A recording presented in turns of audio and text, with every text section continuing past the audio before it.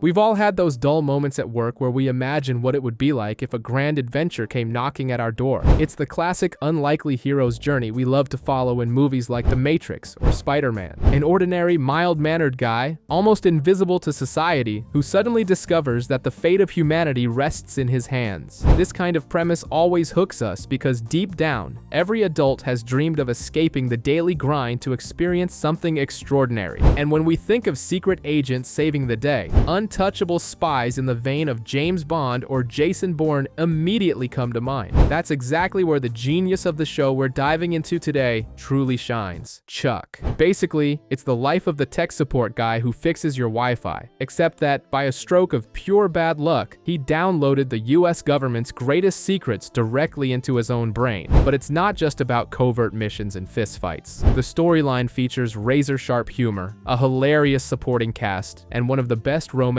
on television. So today, we're looking back at Chuck, the most bumbling spy in the world, who still managed to go down in history. Here we meet Chuck, a guy who fixes computers at the Buy More, has no idea what he wants out of life, and still hasn't gotten over the ex who dumped him in college 5 years ago. He's stuck at his own birthday party, trying to dodge the doctor friends of his sister, Ellie. Meanwhile, his old Stanford roommate, Bryce Larkin, is busy breaking into a server room, downloading all the US government's secrets, and then blowing the place up. Bryce takes a bullet to the chest from Agent John Casey, but before passing out, he emails all the stolen data straight to Chuck. When Chuck opens the message at home thinking it's just the code for an old game they created, a frantic sequence of images flashes into his mind for hours. He wakes up the next day dazed, with a splitting headache and an unsolicited new superpower. Every time he sees something related to the data, his brain accesses classified government files. At work, he fixes the broken cell phone of a blonde named Sarah, who leaves her number with him, but the romantic vibe dies fast when she breaks into his house in the middle of the night, dressed like a ninja, to steal his computer. The next day, Chuck has one of his flashes and recognizes a Serbian explosives expert at the supermarket. That's when things spiral out of control. Sarah, who is actually CIA, tries to protect Chuck, while Casey, from the NSA, wants to take him in by force. In the middle of a frantic chase, Chuck realizes there's a bomb at a nearby hotel. The three rush over, but there's no time to defuse it. Chuck, using his tech skills, infects the bomb's computer with a heavy virus from an adult website and saves the day.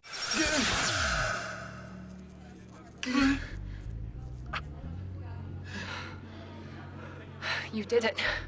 Now, with nowhere to run, he finds out he's become government property. And to make the paranoia worse, the next day, both agents show up undercover at his job. Dealing with state secrets is hard enough, but the government decides to send Dr. Zarnow, a top-level NSA scientist, to try and extract the data from Chuck's head. The plan seems simple until the doctor's car blows up right after he leaves the electronics store. From then on, the game of mistrust begins. Casey swears Sarah and the CIA are behind the scientist's death and warns Chuck not to trust her. Shortly after, Sarah shows Chuck a piece of a cell phone found in the wreckage. He flashes on it and discovers the explosive belongs to the NSA, dropping the blame right into Casey's lap. After a car chase and another explosion in the middle of the street, Chuck comes to the conclusion that Sarah is the real villain, right on the night she was invited to dinner at his sister's house. Casey crashes the dinner to add fuel to the fire, revealing that Sarah has previously eliminated diplomats using poison. When the dessert she made is served, Chuck panics and tries to pull off a magic trick by yanking the tablecloth, which only ends with the dessert catching on fire. Away from his family, Sarah finally explains that the diplomats were assassins and asks for a leap of faith. That's when she realizes that if Casey didn't kill the doctor, the guy must still be alive. Before they can react, Zarnow appears out of nowhere, kidnaps Sarah, and knocks Casey out with a tranquilizer dart. Using pure nerd logic, Chuck deduces that the scientist would escape through a nearby airfield. He breaks into the place and finds Sarah chained up, but accidentally reveals to Zarnow that he is the human computer. The doctor decides to sell Chuck on the black market, shoots him with a dart, and drags him to a helicopter. Luckily, the dart hit his uniform's pocket protector. Chuck fakes being passed out, gets up, accidentally hits the pilot, and knocks Zarnow out. It's up to the tech support guy to fly the helicopter. With Sarah guiding him over the radio like it's a flight simulator, Chuck manages to land the aircraft, surviving another day at his new unpaid job. With his double life becoming routine, Chuck now has to deal with two problems from completely different worlds: fixing a mountain of old computers so he doesn't lose the assistant manager job to his rival at the Buy More, and helping catch one of the world's biggest arms dealers, known only as La Ciudad. During an impromptu briefing in the store's home theater room, Chuck sees a newspaper in a co-worker's hands and flashes on an art auction happening that night. The mission is clear: attend the event and identify the target. To avoid raising suspicion, Chuck assumes the identity of Charles Carmichael, the software magnate he swears he would have become if college hadn't gone wrong. To prep, he gets a quick tango lesson from his future brother-in-law right in his living room. At the auction, tensions rise. Chuck flashes on a random guy in the restroom, pegging him as La Ciudad. Sarah goes to investigate and ends up kidnapped by the guy, who is actually an undercover British agent using the event as bait. Oblivious to this, Chuck meets a mysterious woman analyzing a painting. The two start dancing the tango, and upon noticing a scar on her neck, a new flash reveals the truth. She is La Ciudad. The problem is, being the terrible spy he still is, Chuck gets captured by her goons and taken in for interrogation. Luckily, Casey and Sarah breach the room just in time to force the dealer to flee. But La Ciudad doesn't let things go. She finds out where Chuck works and sends her whole crew to the store. Outside, Sarah handles the situation by knocking the villain out in a fist fight.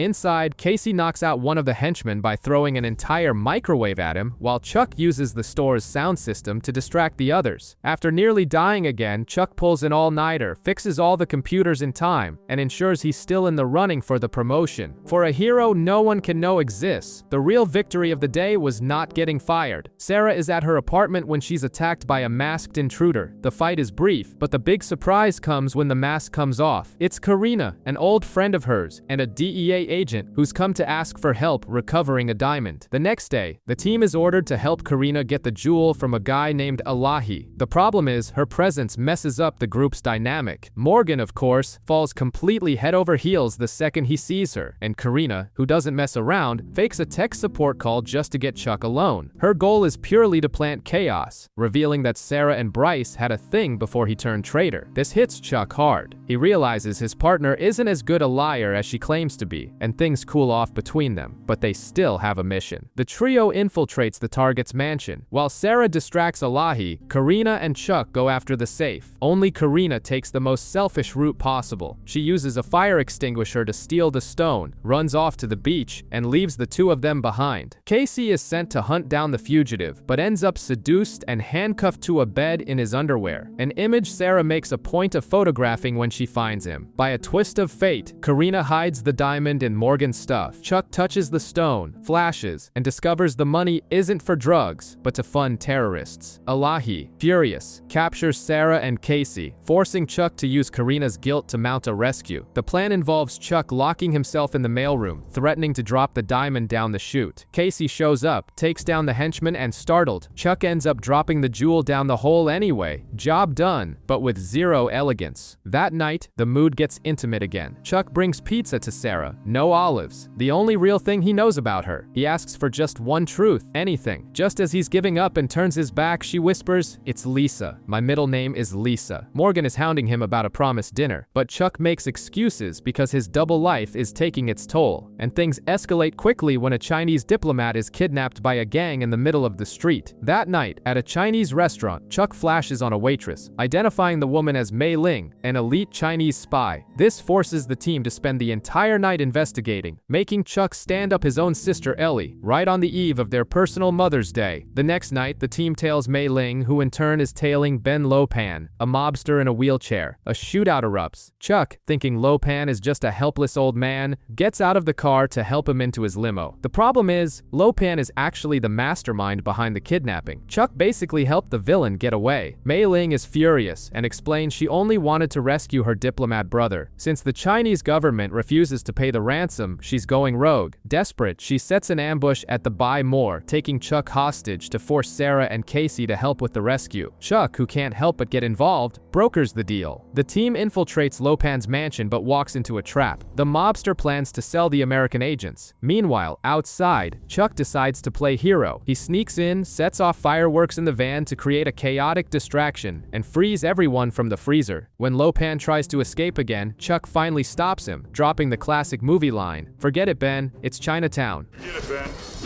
It's Chinatown.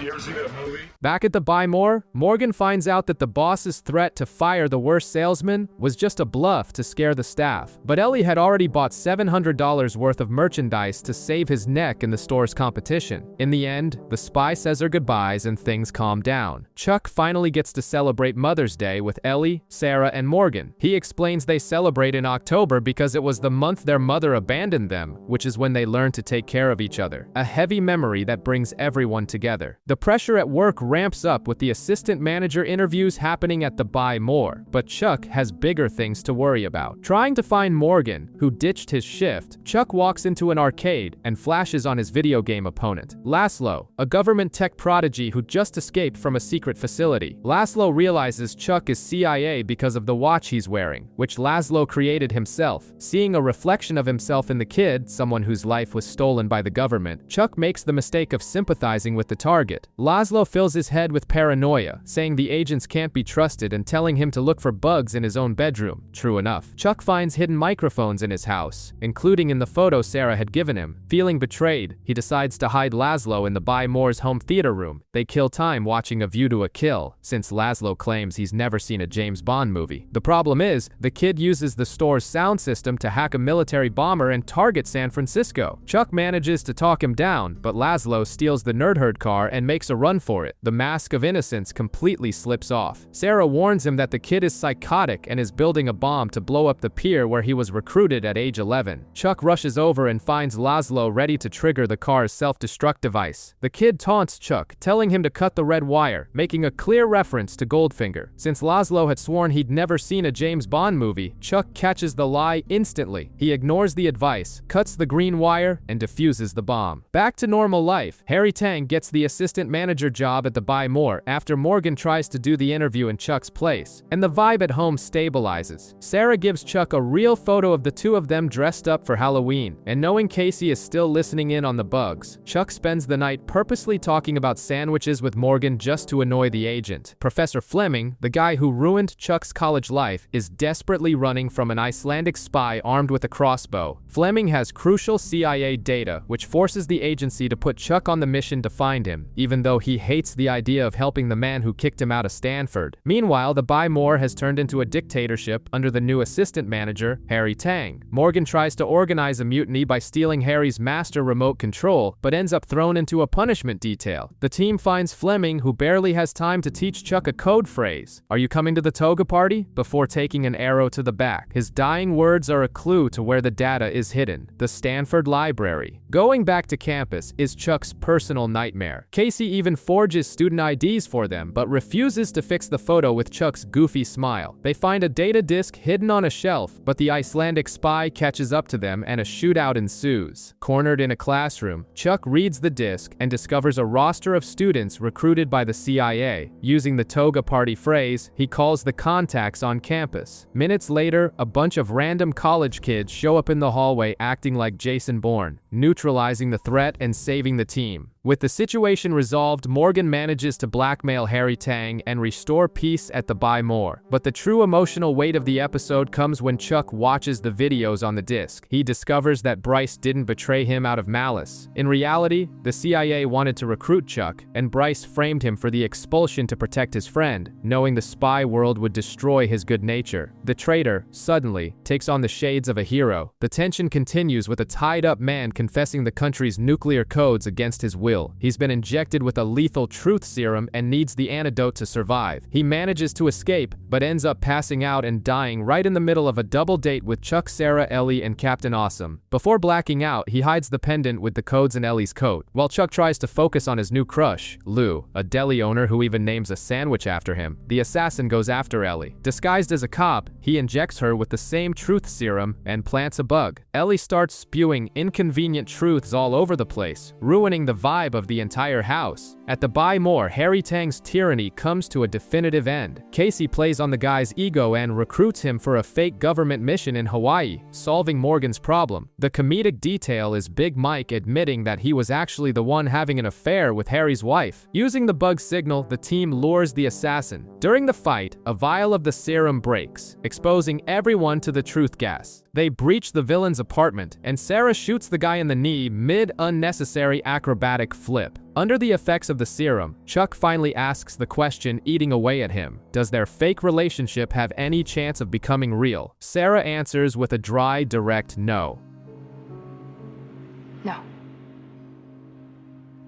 Everyone takes the antidote, and the world goes back to normal. Chuck decides to end the charade with Sarah and focus on Lou. The problem is, on a call with Casey, Sarah implies that her spy training allows her to resist the truth serum, meaning she lied. Her expression upon seeing Chuck with another girl makes it clear that the real answer was much more complicated. While a suspicious shipping container with a countdown timer crosses the ocean, Chuck's love life becomes a matter of national security. He's dating Lou, but General Beckman orders a background check on the girl just to be safe. To make matters worse, Sarah is not dealing well with the end of their relationship. During a date, Chuck finds out that Lou's ex-boyfriend Stavros owns a trendy nightclub and, thanks to a flash, is the son of a dangerous arms smuggler. The mission writes itself. Chuck needs to take Lou to the club to spy on the family. Sarah, barely hiding her jealousy, crashes the mission and ruins the date. The agency suspects Lou as part of the criminal ring. Chuck confronts her at the docks, breaking open one of her crates. Lou's big crime? Smuggling Portuguese salami. The relief is short-lived, as Stavros shows up armed and kidnaps Chuck and Sarah. The two are taken to a warehouse and tied up by the smuggling boss. Using the intersect,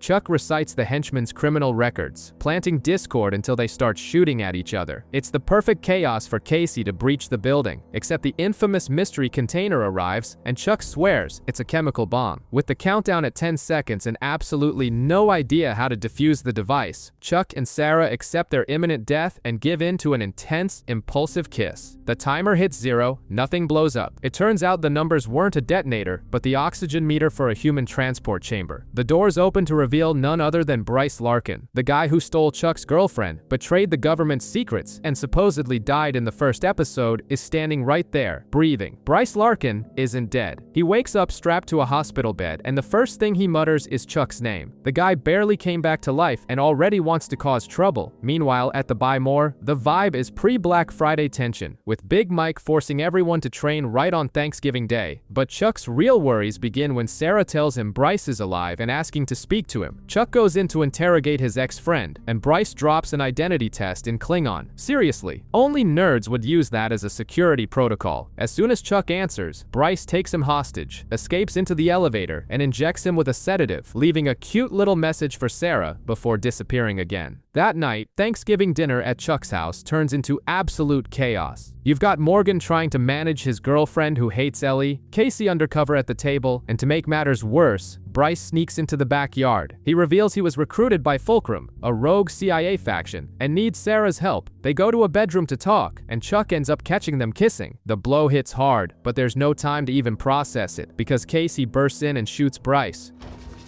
Casey, no! No!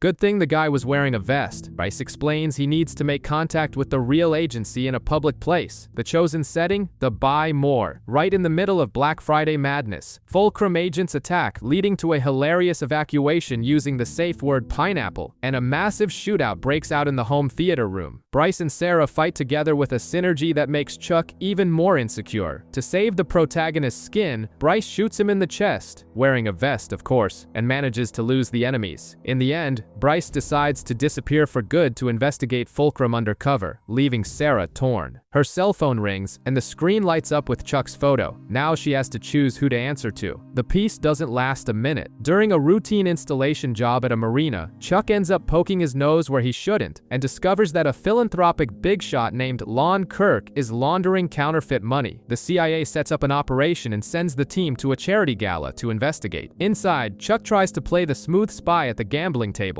and ends up blowing $100,000 of the agency's money on a single spin of the roulette wheel. To add insult to his bruised ego, he has to watch Sarah heavily flirting with Kirk to get intel, complete with mutual winking. Jealousy hits hard, and the relationship between the two hangs by a thread, complete with an argument in the middle of the street. street. The next day, Casey is just peacefully polishing his beloved Ford Crown Victoria, the car of his dreams, when things go completely south. The team tries to raid Kirk's yacht after Chuck has a flash about smuggled money printing plates. They only find boxes of medication. The fiasco is so massive that their superiors suspend the entire team. The mood gets heavy, and Sarah even considers requesting a transfer, but Chuck doesn't give up. Analyzing a random boat ride photo Morgan sent him, he spots Kirk's goons in the background. The problem is, Morgan is caught right in the crossfire. Chuck and Sarah set out on a rescue mission breaking every rule, and Casey decides to tag along just because he didn't want to miss out on a firefight. They intercept Kirk, who panics and decides to erase the evidence by firing a homing missile. In desperation, Chuck manages to steal the missile's GPS remote, but he needs a different set of coordinates to divert its course. The only available option at the time,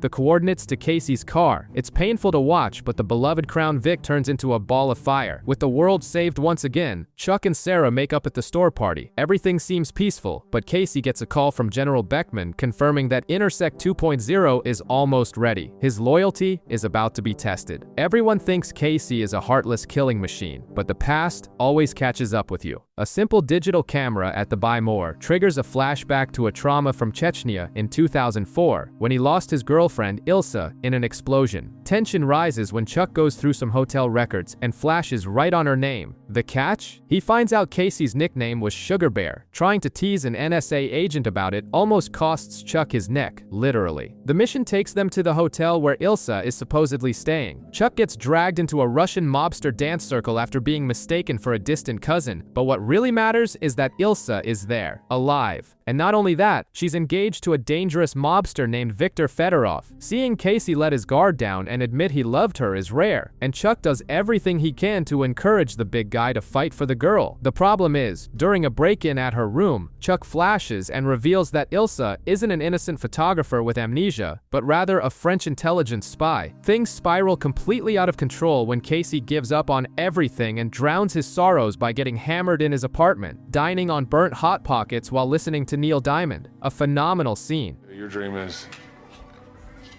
You're looking at it.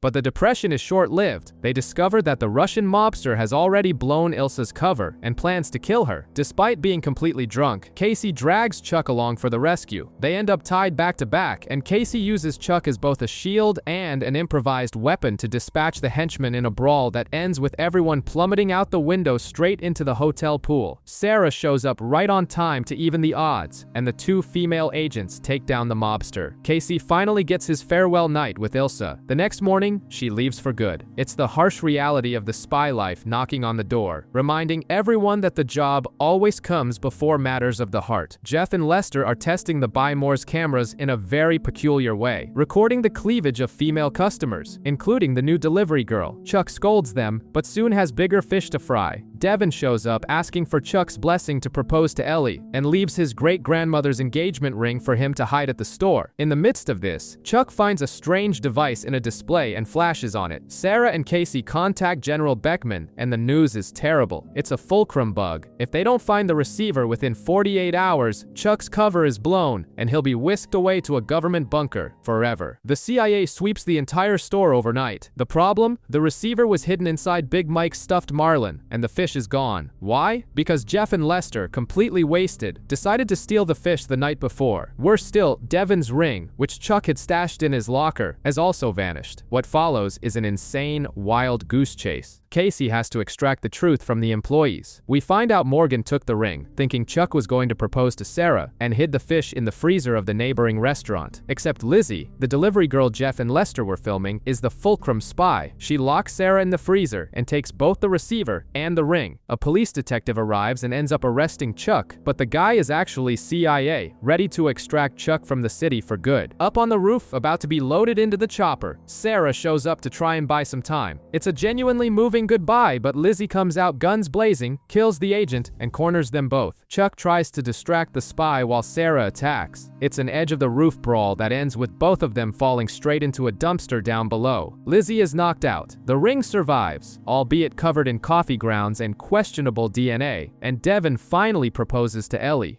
Chuck is safe from government extraction, at least for now. Chuck is hanging by his feet outside a building, held over the edge by a brute named Mr. Colt. Sarah and Casey breach the room and save his hide, but what really matters is what Chuck is holding, the cipher. The government advises that this piece is the artificial brain for a new intersect. In 24 hours, the system will be online, and Chuck will finally be able to go back to his normal life. His excitement is absolute. Chuck turns down a promotion at the Buy More, tells his family he's moving on with his life, and most importantly, asks Sarah out on a real date. No guns, no espionage, no earpieces, but there's a dark detail behind the scenes. General Beckman orders Casey to eliminate Chuck as soon as the new intersect is up and running, since he knows too much. Casey, for the first time, hesitates while looking at his own gun. Chuck and Sarah's date at a Chinese restaurant goes flawlessly until Chuck flashes and realizes the place is swarming with Mr. Colt's goons. Unarmed, the two are captured. Casey crashes his car through the restaurant's window in a frantic rescue,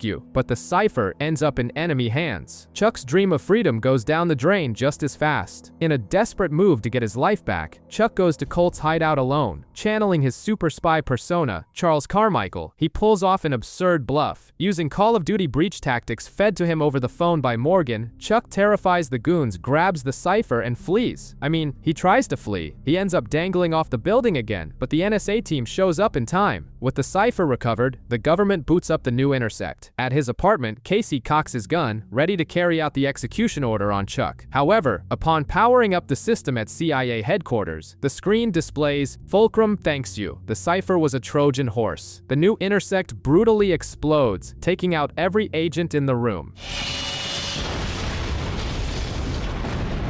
Without the new system, Chuck remains the only viable intersect. The execution order is called off, and the gun is holstered. Chuck returns to the Buy More with his head down, returning to the exact same life as before, while Lester takes over the assistant manager position. Following the destruction of the new intersect, Chuck remains firmly tethered to the government. General Beckman informs them that the real cipher is with Sasha Banachek, a ruthless ex-KGB operative known as the Black Widow. To retrieve the device, they need the only man who knows Sasha, Roan Montgomery, a living espionage legend who failed Casey twice during training. The problem is that the legend is now a washed-up alcoholic living off past glories in Palm Springs. Roan warns them that the only way to get the cipher is by seducing Sasha, and the perfect spy for the job, being completely harmless and unexpected, is Chuck. Roan gives Chuck a crash course in seduction and makes him practice by kissing Sarah. The kiss ends up being way too intense, making it clear to everyone in the room that their chemistry has nothing to do with professional technique. During the mission, Chuck approaches Sasha at a luxury hotel bar, following Roan's tips through his earpiece. Everything goes south when Roan spills gin on his own comms equipment, cutting off the feed. Sasha loses interest and walks away. To make matters worse for Chuck's bruised ego, he accidentally overhears Sarah telling Roan that he is just a government asset and nothing more. Hurt, Chuck decides to go rogue and uses Roan's emergency tactic, acting like an arrogant scoundrel. Surprisingly, the aggressive approach works, and Sasha takes him to her room. There, Chuck flashes and discovers that the cipher is the very necklace she's wearing. He manages to snatch the piece but gets caught and tossed off the balcony, miraculously surviving by breaking his fall on some poolside lounge chairs. A furious Sasha captures Sarah and Casey, demanding the cipher in exchange for their lives. Chuck begs for Roan's help, but he refuses, warning that the golden rule of espionage is to never fall in love. Chuck ignores this golden rule, saying Sarah is worth the risk. He arranges the exchange right at the Buy More. Just as Sasha has Sarah at gunpoint, Roan finally shows up. An all-out brawl breaks out. Sasha tries to strangle Sarah, but Chuck jumps from the upper floor, swinging on a promotional store banner. He hits the Black Widow dead on, a move that would make Indiana Jones smile, and saves his partner. Mission accomplished, and hostages saved. Following one last piece of romantic advice from Roan, Chuck puts on a white suit and goes to Sarah's room with a red rose.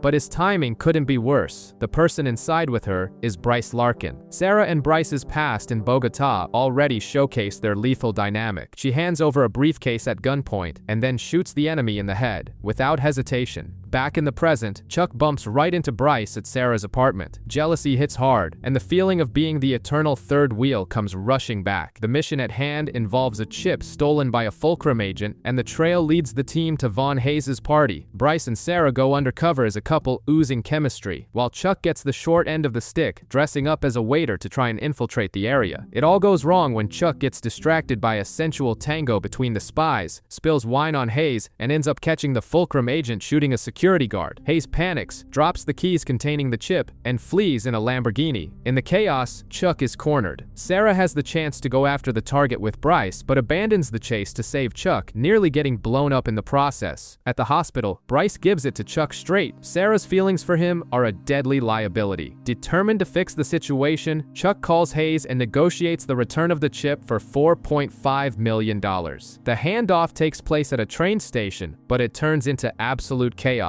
Chuck is used as a human shield by a female henchman. Sarah has a clean shot, but hesitates for fear of hitting Chuck. Casey has to step in and take the woman down from behind. Sarah's hesitation is all the proof Chuck needed. He meets up with her that night and does what needs to be done. He cuts ties. He tells her he wants a normal life, where he actually knows his girlfriend's real name. Something impossible with her. They both mask their pain before heading inside. To make the night even worse, Chuck tries on a pair of sunglasses left behind by Bryce. It was a trap, or close enough. The device uploads a new version of the intersex straight into his brain. Chuck passes out, muttering that he hates Bryce Larkin.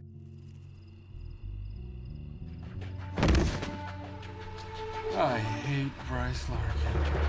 Meanwhile, the Buy More had its own dose of action. Morgan and the team are being extorted by bullies from a neighboring store, led by a guy twice their size. Just as a fight seems unavoidable, Anna Wu steps in, spinning a camera tripod like a martial arts staff, and knocks the giant out cold, leaving Casey intrigued by her potential. While Chuck tries to process his newly updated brain, Sarah's past comes knocking. She realizes she's being followed at the Buy More by Heather Chandler, an old friend from high school. Chuck can't resist. He uses the hidden government supercomputer in the base and finds out that Sarah's real name back then was Jenny Burton. General Beckman demands that Chuck and Sarah go on a double date with Heather and her husband Mark, an engineer designing an F-22 super bomber. Chuck tries to dig into Sarah's past at the dinner table and takes an accidental splash of wine to the face. He goes to clean himself up and catches the Russian mob threatening Mark in the restroom. Casey shows up disguised as a waiter and takes out the thugs, but Mark peeks at the wrong moment and thinks Chuck himself defeated the goons. His alter ego, Charles Carmichael, strikes again. Far from there, the Buy More is on the brink of bankruptcy thanks to a ridiculous discount policy approved by Lester. To cover a shortfall of almost $4,000 before the boss gets back from his trip, the employees decide to throw an insane Animal House-style party right in the store. Back on the mission, the team attends Sarah's high school reunion. They think the school bully is the mob contact, but the real villain is Heather, who only married Mark to sell his military secrets. The gym becomes the stage for an epic brawl between Sarah and Heather, which ends with Sarah knocking her rival out with a mascot statue. Meanwhile, Chuck saves Mark from the Russians yet again, and the engineer continues to believe that Chuck is the deadliest agent on the planet. At the end of the night, Sarah is crowned reunion queen. We learn that years ago, the CIA recruited a young Jenny after her father was arrested and gave her the name Sarah Walker. In a rare moment of peace, she offers Chuck the chance to ask one question about her past. He declines, saying he doesn't need to know who she used to be, because he knows exactly who she is today. The routine at the Buy More takes on the feel of a corporate nightmare, with the arrival of Emmett Milbarge, an efficiency expert sent to evaluate and possibly fire the staff. As if that weren't enough, Chuck runs into an international terrorist named Farouk, who is actively looking for none other than Jeff. Yes, creepy, quirky Jeff. Chuck investigates and discovers an absurd detail. Jeff was the 1983 Missile Command World Champion. The game's creator, Mr. Morimoto, hid actual launch codes for a Japanese military satellite in the arcade's final kill screen. When Chuck and Casey track down Morimoto, they find him trapped at a machine with a bomb strapped to the console. They narrowly escape before the explosion turns Morimoto to ashes. The government decides that the only way to stop Farouk from using the satellite to start World War III without causing civilian casualties is to reach the game's kill screen. The weight of the world falls falls on Jeff's shoulders, who makes a list of ridiculous demands in order to play, but eventually caves under the pressure and passes out in front of the crowd. It's up to Chuck. He takes the controls and realizes that the game's complex mathematics follow what Morimoto called the music of the universe. Using data from the Intersect, Chuck figures out that the key is the song Tom Sawyer by Rush. To the sound of the rock classic, Chuck beats the game while Sarah, across town, infiltrates a TV station, beats down the terrorists, and seizes control of the uplink just in time to receive Chuck's codes. A global crisis is averted, and surprisingly, Emmett decides to stay on as the store's assistant manager, ensuring that Morgan and the team's nightmare continues. But Chuck's day ends with a real victory. When he gets home, he's surprised by his sister with a degree from Stanford University. Sarah pulled some strings and made sure Chuck's CIA fieldwork counted toward the final 12 credits he needed to graduate with a degree in electrical engineering. We flash back to 2003 at Stanford University. Chuck is at the door of the sorority house trying to explain to his ex-girlfriend Jill why he was expelled. She doesn't want to hear it, and her roommate drops a bomb. Jill is already dating Bryce Larkin.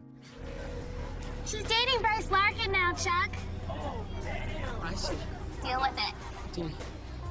A gut punch right off the bat. In the present, the protagonist's life isn't much more glamorous. He's sent to provide tech support at a bioscience conference, and guess who one of the keynote speakers is? Jill herself. She now has a PhD, and Chuck, desperate not to look like a failure, makes up a lie that he owns a massive computer repair chain. Her boss, Lafleur, shows up, and Chuck flashes. The guy might be the creator of a biological weapon. The mission lands in his lap. Get close to his ex to investigate. He takes Jill to a fancy restaurant funded by the CIA, playing the part of a rich tycoon, but Lester and Jeff drive by and blow his cover. Later, in her hotel room to plan a bug, things heat up. Chuck turns off the microphone during a kiss, but Casey, who doesn't have an ounce of romance in him, turns the audio back on from the van. While Morgan tries to steal the answer key for the Buy More CPR test and gets caught holding Chuck's sister's panties, Sarah and Casey discover that Lafleur was thrown off a balcony by an assassin. Jill is brought to the base and reveals that her boss was actually creating the cure for the bioweapon. The catch is that the assassin releases the virus at the conference and chaos ensues. Chuck tries to help a weakened Casey, and in a desperate attempt to find a saliva-based cure, steals a kiss from the tough agent. Obviously, it doesn't work, thanks to Jill, who brings the actual antidote, and Sarah, who chases down and eliminates the assassin. A rogue CIA agent, everyone survives. The hero of the day earns the crowd's applause and a kiss from Jill, leaving Sarah visibly conflicted. And the cherry on top? General Beckman warns them that the ex-girlfriend might be the next target. The rekindled romance barely has time to breathe. Casey and Sarah interrupt the mood to inform them that Lafleur hid a list of enemy agents in the hotel before he died. The mission now is to recover it. Jill, of course, is bitten by the jealousy bug upon finding out that Sarah and Chuck have to pose as a couple for the investigation, and he sweats bullets trying to prove the relationship is strictly professional. In Lafleur's room, Chuck solves a puzzle on a Venetian box with absurd ease, but when it opens, red powder flies right into his and Sarah's faces. Thinking it's a deadly toxin, the two of them strip off their contaminated clothes and sprint for the shower in pure panic. And it's exactly during this scene, the two of them stepping out of the shower half naked, that Jill walks into the room. Impeccable timing. Once the dust settles, Casey tests the bioweapon and discovers it's just raspberry-flavored drink mix. Back at the base, Jill is blindfolded and brought in to help. She recognizes the drink mix, and Chuck deduces that the box is musical and reacts to the note High C. Casey belts out a note, revealing an unexpected past as a choir boy, and the box opens. Inside, a pair of opera glasses makes Chuck flash, pointing them to the final clue at a theater, where they finally find the encrypted flash drive. Mission accomplished, Chuck and Jill head out on a romantic getaway. Except, halfway there, an enemy agent kidnaps Jill, demanding the list as ransom. Chuck doesn't think twice. He races back to the base, locks Sarah and Casey inside, makes a copy of the file using Morgan's video game copying device, and makes the trade. He manages to save the girl, and the two flee, thinking they are finally safe. Meanwhile, Sarah and Casey manage to crack the list's encryption. Jill's name is on it. They rush to Chuck's room, guns drawn, but only find his watch left behind. He's gone missing with the enemy. Tension at the base goes through the roof. Beckman flips out upon learning that Jill belongs to the enemy organization and that Chuck is dropped off the grid. At the hotel where the couple spent the night, Chuck finally checks his phone. He has 14 missed calls from Casey. Worse, he sees a text on Jill's phone telling her to meet the leader immediately.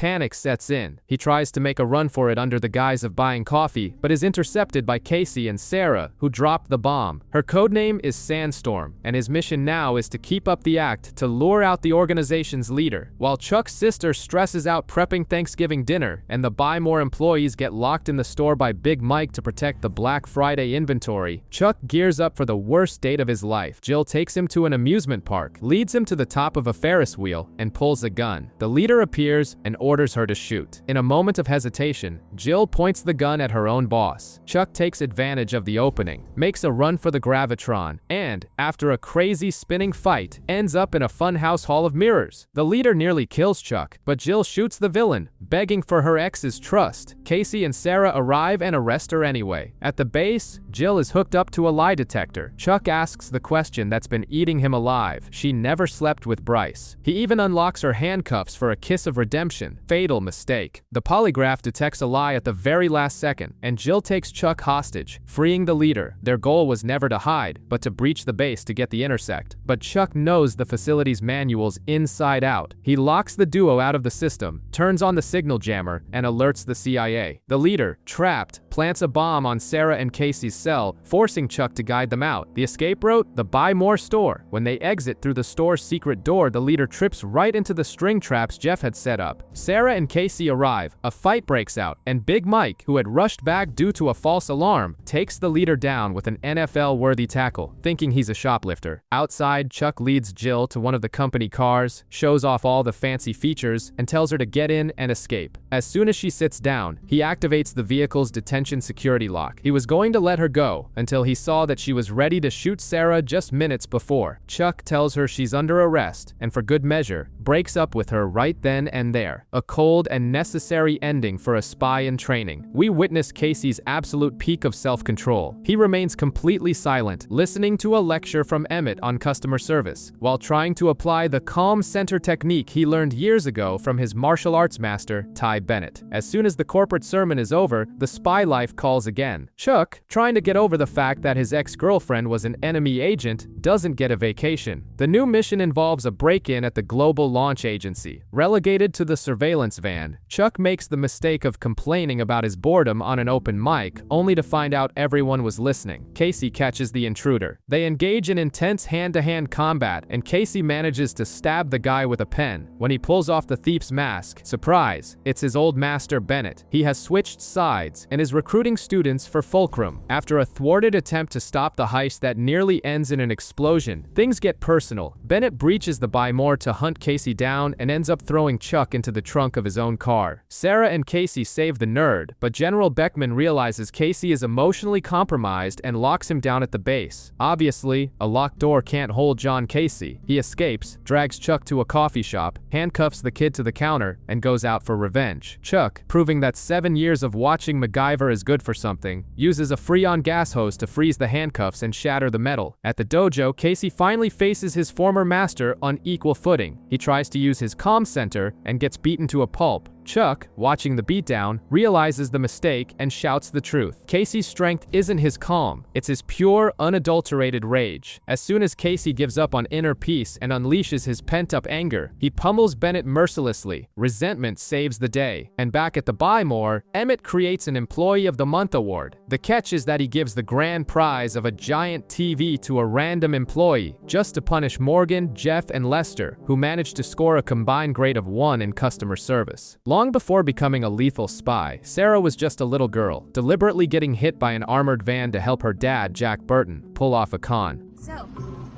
much we get? Accounting.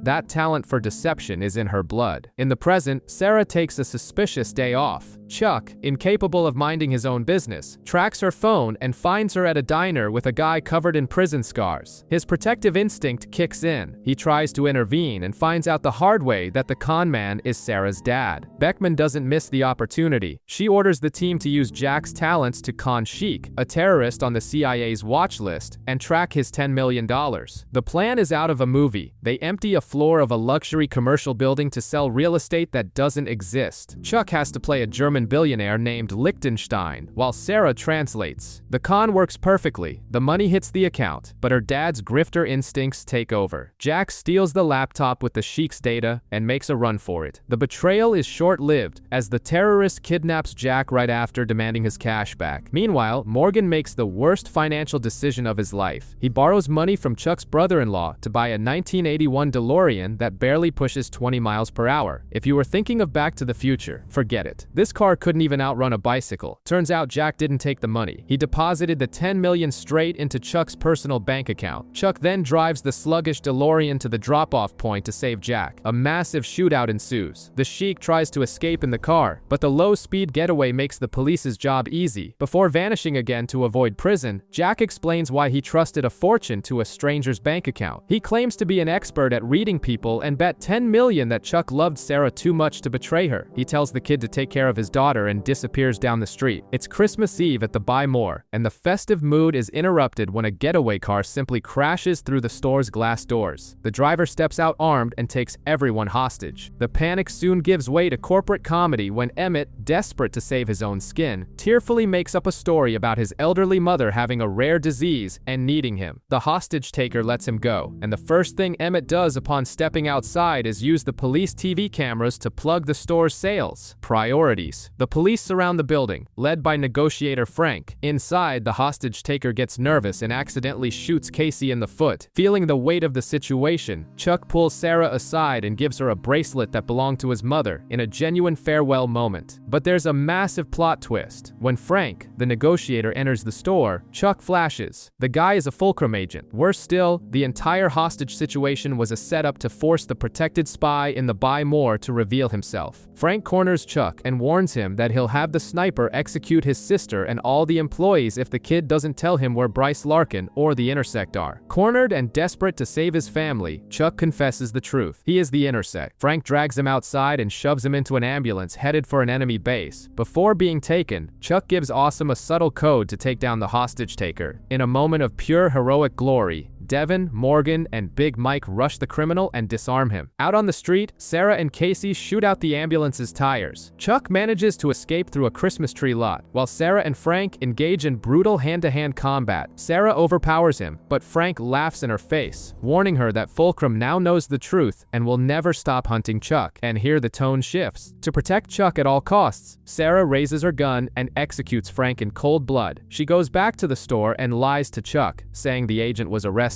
What she doesn't know is that Chuck was hiding among the trees, terrified, watching the whole thing. Chuck isn't having an easy time sleeping. The image of Sarah executing Frank in cold blood haunts his subconscious. In his dream, a black lingerie seduction scene quickly turns into a nightmare with her plunging a knife into him.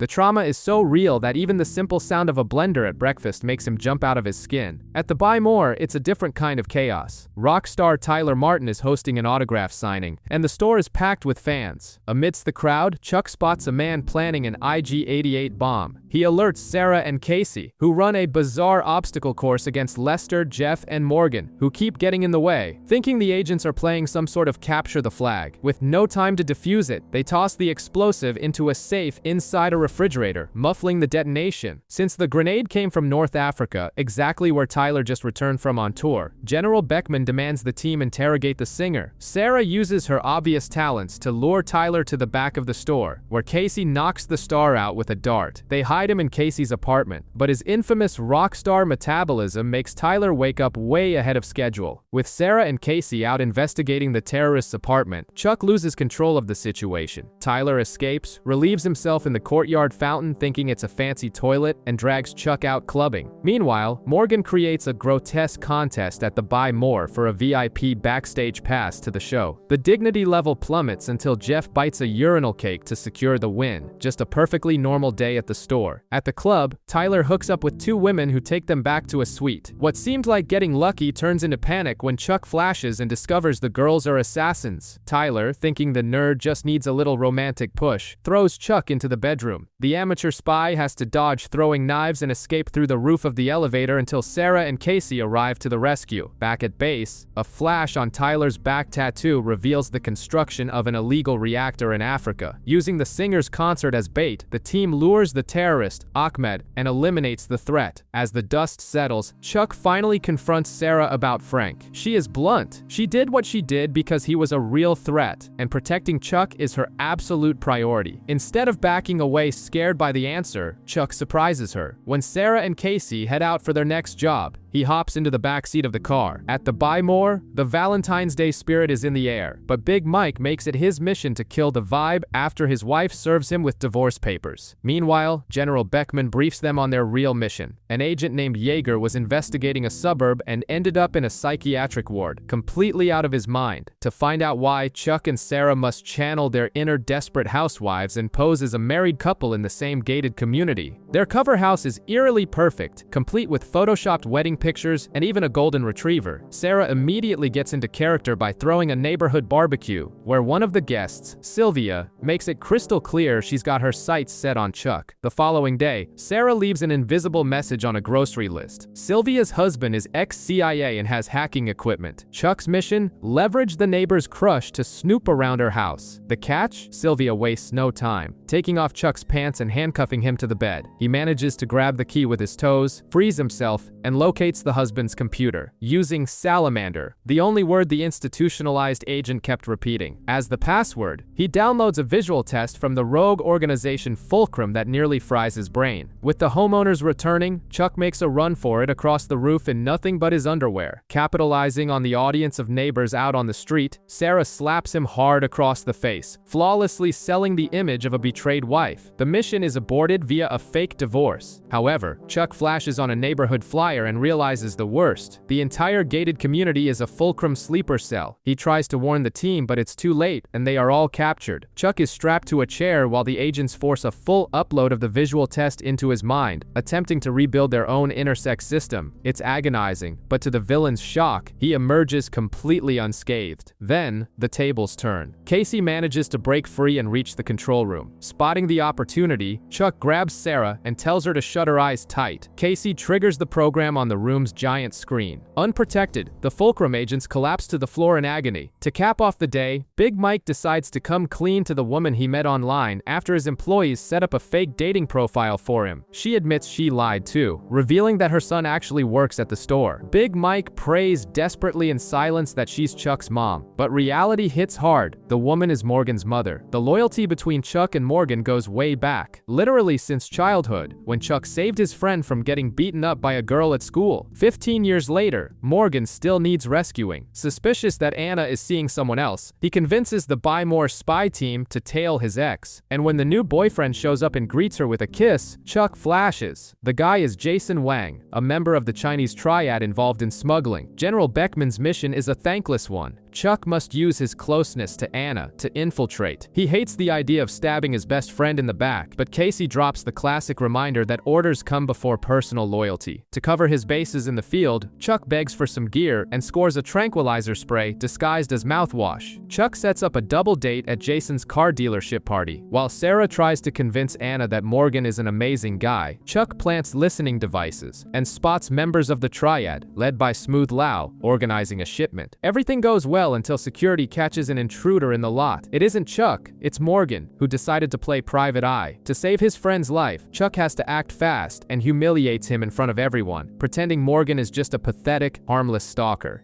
You can't let go of her. He's an obsessed, but totally unthreatening sicko.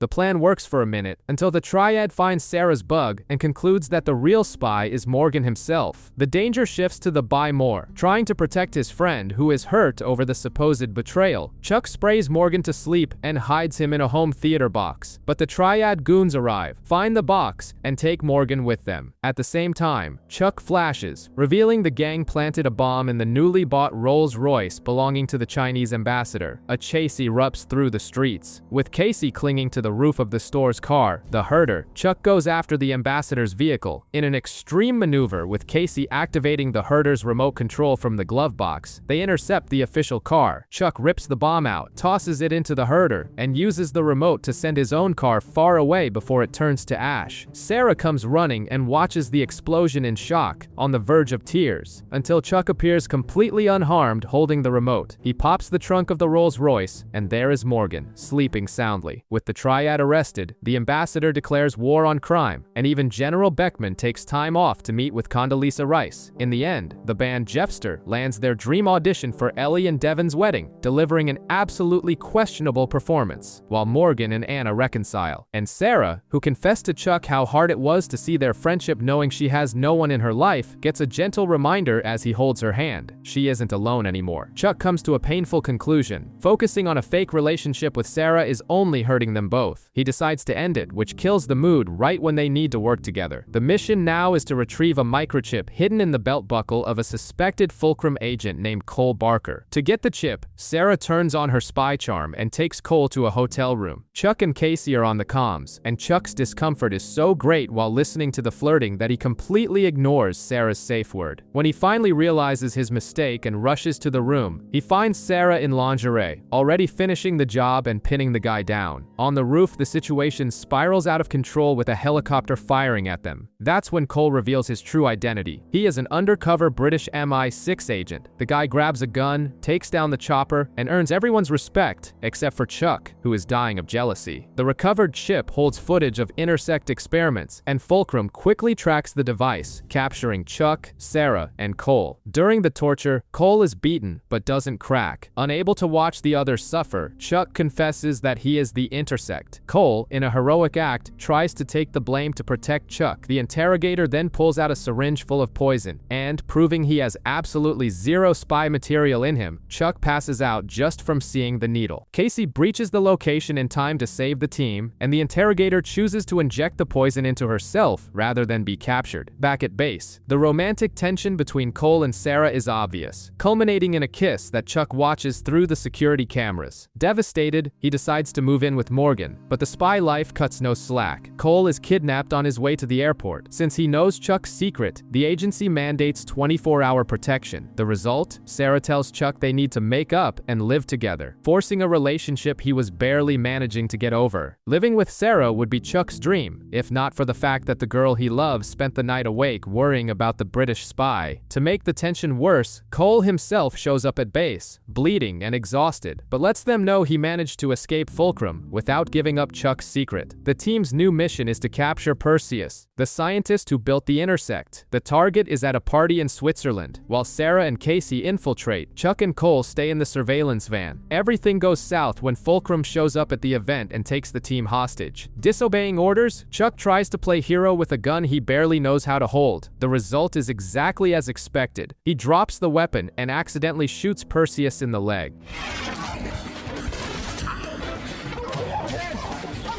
Amidst the chaos, Cole throws himself in front of a bullet to save Sarah. The Brit really never gets tired of stealing the spotlight. Chuck realizes that Perseus is the only person who might know how to get the Intersect out of his head and tracks him down at the hospital. Before being executed by a Fulcrum agent, the scientist drops a name, Orion, the system's chief architect. The mission ends with Cole's departure, who gives Sarah some final advice about not ignoring Chuck's feelings. But Chuck himself decides to take the reins of his own life. In a rare moment of emotional maturity, he tells Morgan he won't be moving in with him anymore, encouraging his friend to live with his girlfriend. Shortly after, Chuck stops in front of Sarah and tells her the truth. He's crazy about her and can't stand sharing the same roof, living a lie. He moves back into his sister's house and, locked in his room, pins the name Orion at the top of his investigation board. Tired of waiting on the government's goodwill, Chuck spends his late nights hacking away, searching for Orion. He surprisingly makes contact with someone in Hong Kong, but the man is attacked by Fulcrum mid-transmission and launches a drone missile at his own building to escape. Soon after, Orion informs Chuck he sent him a top-secret computer. The package arrives at the Buy More, where Lester signs for the delivery, thinking it's a high-end gaming laptop. Morgan and his crew boot up the device in the store's bathroom and, thinking it's a super realistic simulator, nearly command a drone strike on their own branch. Chuck manages to abort the missile at the last second. The machine is confiscated and locked inside the manager's safe. What follows that night is a triple heist, all at once. Chuck's team breaks in to hack the safe. Lester and Jeff sneak in dressed as ninjas, and a Fulcrum agent named Vincent breaches through the ceiling. Casey neutralizes Vincent, who chews on a suicide pill right in front of everyone. The next day, General Beckman confiscates the laptop for good, claiming it was all a trap. But Orion contacts Chuck on his cell phone and proves the government can't be trusted. He hacks the NSA's own cameras, showing the general admitting to Sarah that she will never take the Intersect out of Chuck's head because he is too valuable of a weapon. Outraged, Chuck runs off to meet Orion in person, but Vincent wakes up. The suicide pill was fake and takes him hostage. At the rendezvous point, Fulcrum ambushes Orion and throws him into a helicopter. Casey manages to shoot Vincent, and Chuck runs to the roof with the laptop, only to watch a drone cross the sky and blow the helicopter to pieces. Believing Orion is dead, Chuck is told by the general that the time has come to accept his destiny as a spy. But upon returning home and lying in bed, he finds a package hidden under his pillow. It's a message from Orion containing Intersect schematics, proving the creator survived and the game is just beginning. Chuck is ambushed at his apartment door by 3 masked figures. Before things get serious, Casey steps in and forces the group to unmask. It's the terrible trio, Morgan, Jeff, and Lester. They were rehearsing Devin's kidnapping for his bachelor party, a party they weren't even invited to. Casey handles the problem by sending the gang away with a blast from a garden hose. In the early hours, General Beckman reaches out. She shows a video of Chuck confessing his feelings to Sarah and activates Protocol 49B. This means Sarah will be evaluated and temporarily replaced by Agent Forrest, a woman with very little patience who solves everything with a tranquilizer dart. The team's mission is to implant a bug in an Afghan terrorist's pacemaker. The catch is that the surgery is taking place at the hospital where Ellie and Devin work. To get an access badge without raising suspicion, Chuck suggests using Devin's fake kidnapping. Forrest plays along, disguised as a stripper cop, shoots Chuck's brother-in-law with a dart, and steals his badge. Meanwhile, Beckman decides that Sarah's feelings really do compromise her and orders the agent back to Langley. As an off-the-books parting gift, Sarah uses her access to look up information on Chuck's dad. At the hospital, the terrorist's doctor finds the bug and concludes it was Devin's doing. To protect his family, Chuck assumes his brother-in-law's identity and actually gets kidnapped. He is taken to a bank vault, where he is forced to operate on the terrorist at gunpoint. Sarah uncovers a lead on Chuck's dad, returns to share the news, but realizes her partner is missing. She and Casey ignore Forrest's orders and track down the hideout. During the tense situation in the vault, the doctor locks the door and accidentally releases laughing gas.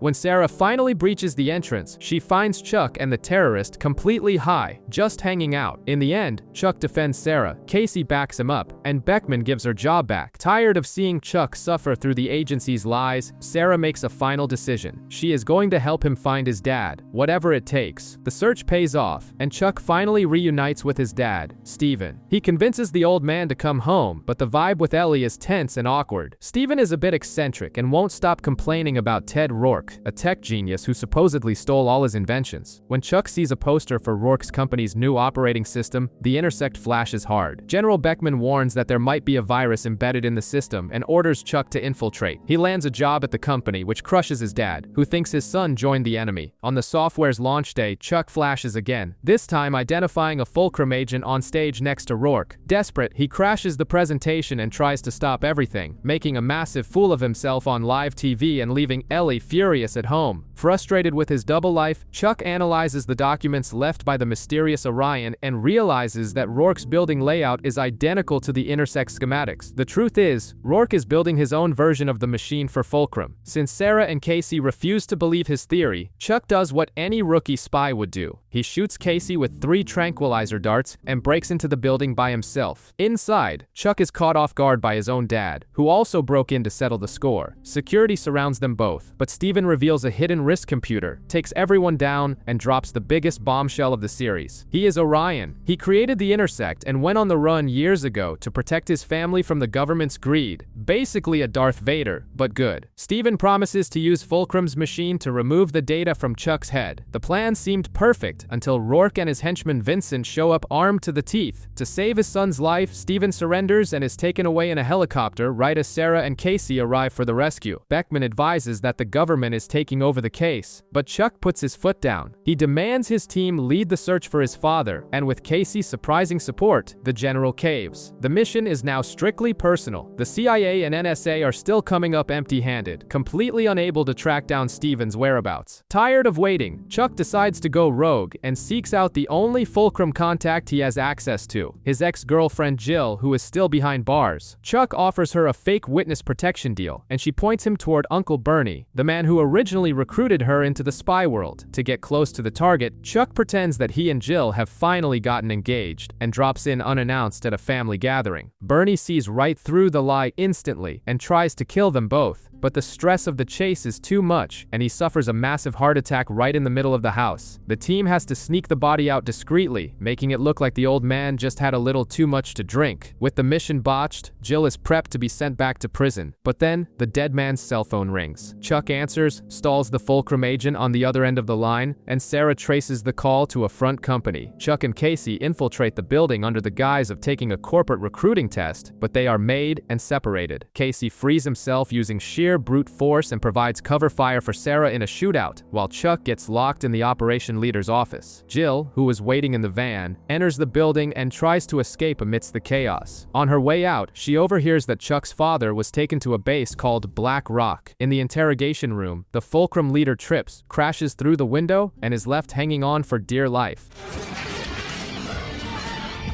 What is it with that move? Chuck tries to pull him up but starts slipping toward his own death. In a rare moment of decency, Jill comes back and pulls Chuck to safety, while the villain falls to his doom. As a thank you, Chuck hands her back the fake engagement ring and lets his ex genuinely escape. General Beckman is absolutely furious about the escape. She orders Sarah to lure Chuck to Castle, where Casey will trank him and ship him off to a secure bunker in Washington. Sarah tries to stick to the script but can't bring herself to betray her partner. She tells him the truth. Chuck throws his tracker watch in the trash, and the two go on the run together. While the spy world falls apart, Emmett pulls off the biggest coup in Buy More history. He manipulates Morgan into bad-mouthing Big Mike in front of a corporate efficiency expert. The result? Big Mike is demoted to a regular green shirt, and Emmett takes total control of the store. Chuck and Sarah are officially fugitives from the US government. General Beckman wants them dead or alive, and the mission to hunt them down falls into the lap of the newly promoted Colonel Casey. With nowhere to go, the two lay low in a roadside motel,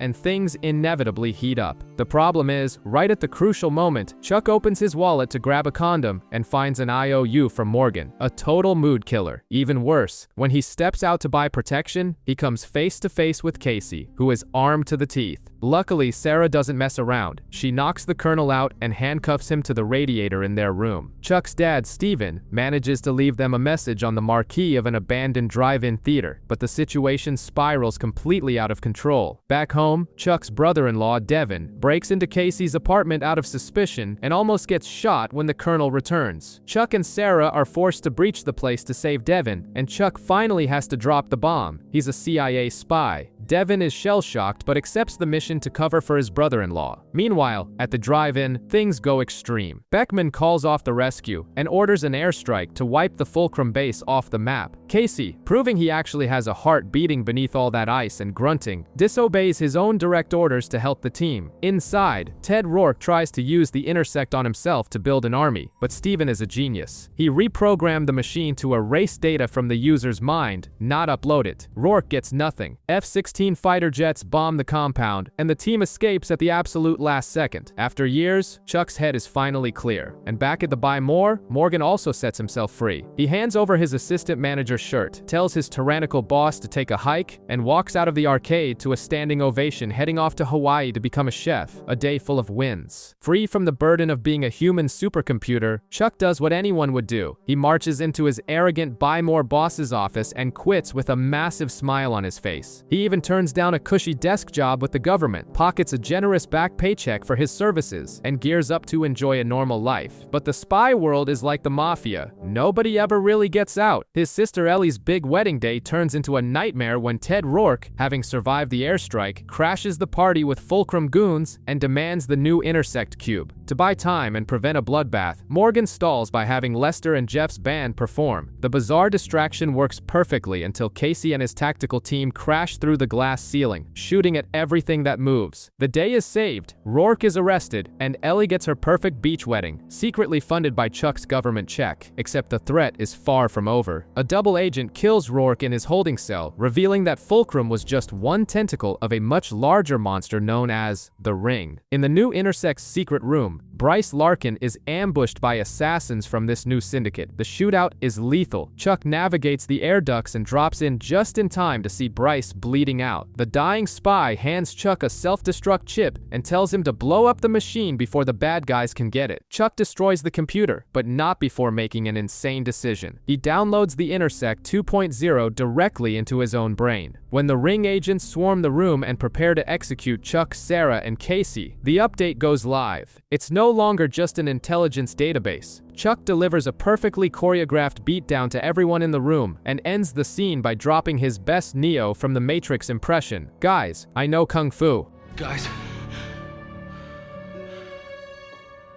I know Kung Fu.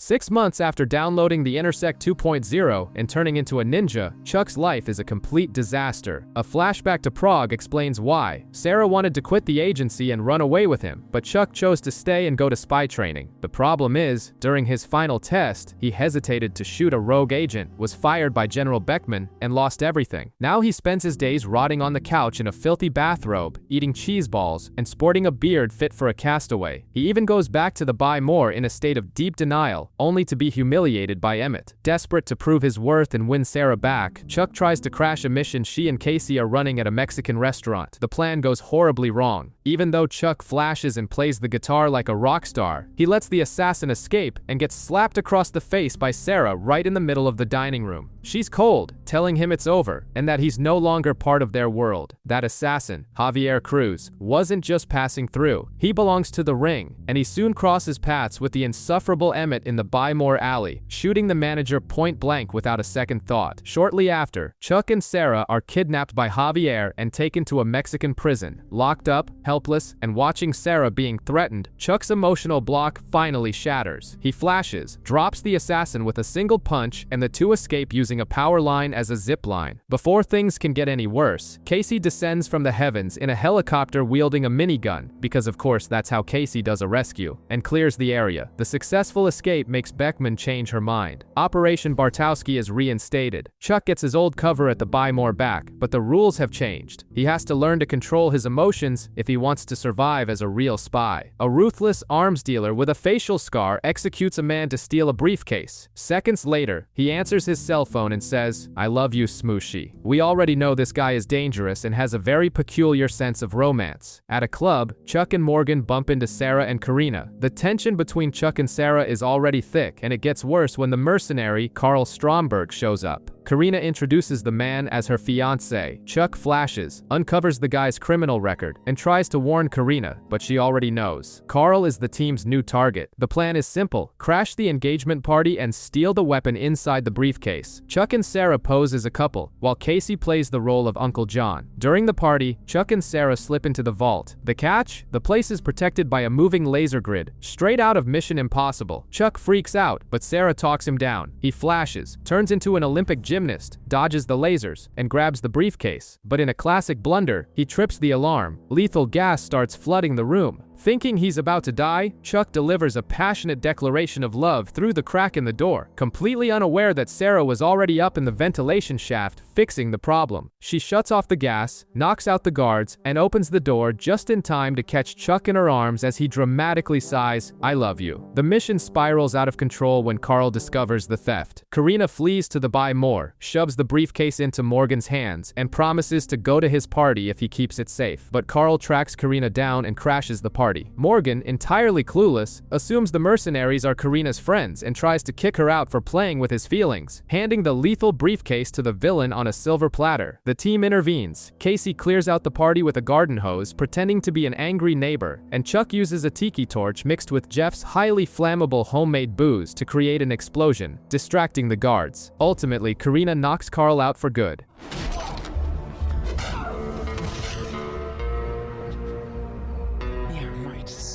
Later, Karina hands Sarah a flash drive with the vault's security footage. Sarah watches Chuck's confession and finally understands. He didn't refuse to run away with her because he didn't love her. He became a spy specifically to protect everyone. Ellie and Devin's newlywed bliss is interrupted when the spy world comes knocking once again. The dictator of Costa Gravas, Premier Alejandro Goya, collapses in Los Angeles. And guess who the attending physician is at the hospital? Captain Awesome himself. General Beckman orders the team to protect the foreign leader as he plans to open his country to democratic elections. The only hiccup is that Casey has tried to assassinate the man 3 times in the past, a slight conflict of interest. Since Devin saved the dictator's life at the hospital, he and Ellie are the guests of honor at a gala at the consulate. Chuck manages to tag along, and the team is on standby. During the event, Chuck's radar goes off on a guard named Jack Artman. Casey slips in to neutralize the target, but Devin, playing hero, assumes Casey is the real threat and tackles him in the middle of the party. The result? Casey ends up locked in the consulate's holding cell. In the cell, the real assassin, Artman, reveals to Casey that he works for the Ring, an organization trying to maintain the status quo in Costa Gravas. He poisons Goya's cigar, causing the dictator to collapse shortly after. The team infiltrates the consulate disguised as doctors, with Devin in tow, trying to save the dictator. Chaos erupts. Sarah takes out the guards and Casey survives a poison needle from Artman but ends up getting shot. With no other option, Chuck gets a medical flash, extracts the bullet, and stitches Casey up with the precision of a Grey's Anatomy lead, leaving Devin absolutely mind-blown. But Goya needs blood. Coincidentally, Casey is an exact match. Going against every political fiber in his body, Casey donates his blood to save the communist despot, earning a box of fine cigars and the new nickname Angel of Life. Devin warns Chuck that the double life isn't for him, but danger knows no boundaries. Back at the hospital, Artman unexpectedly shows up, holding a syringe aimed right at the doctor. Devin's nightmare reaches its breaking point. A ring agent named Sidney corners the doctor on a rooftop, fully convinced that he is the NSA super spy. Under the threat of death, Devin is blackmailed into working for her. Back at Castle, Chuck is panicking. His nerves destroy his control over the Intersect, resulting in him accidentally roundhouse kicking Lester in the face at the Buy More. And of course, being Lester, he not only enjoys the assault, but begs for more. Devin shows up unharmed, but with a terrifying addition. Sidney placed an earpiece on him that doubles as a remote explosive. The mission now is to infiltrate a downtown intelligence office. Chuck tags along with his brother-in-law, dropping guards with tranquilizer darts while Devin has a mini heart attack, thinking Chuck has turned into a cold-blooded killer. Inside a secure room, Chuck finds the target Sidney wants eliminated. The man introduces himself as Daniel Shaw, hands over a note, swallows a pill, and shoots himself in the chest. Devin walks in right after, and at Chuck's request, takes the credit for the shot. Sidney arrives, confirms the kill, deactivates the bomb, and leaves, welcoming Devin into the ring. Immediately, using the medical kit in the office, Devin administers the antidote to Shaw, bringing the guy back from the dead. It turns out Shaw is a CIA specialist dedicated to tearing down the ring, and he's taking command of the operation. Shaw insists Devin stay undercover as a double agent, but Chuck refuses to risk his family. He grabs the comms, reveals his true identity to Sidney, and lures the assassin into a trap at the Buy More. The plan would have been great if Shaw hadn't pulled a gun on Sarah and Casey to prevent them from helping Chuck, forcing the kid to fend for himself. Unable to flash due to his anxiety, Chuck hides in the storage room. He ends up using an electrified cage, which Lester had built for an illegal employee fight club, to fry Sidney's goons.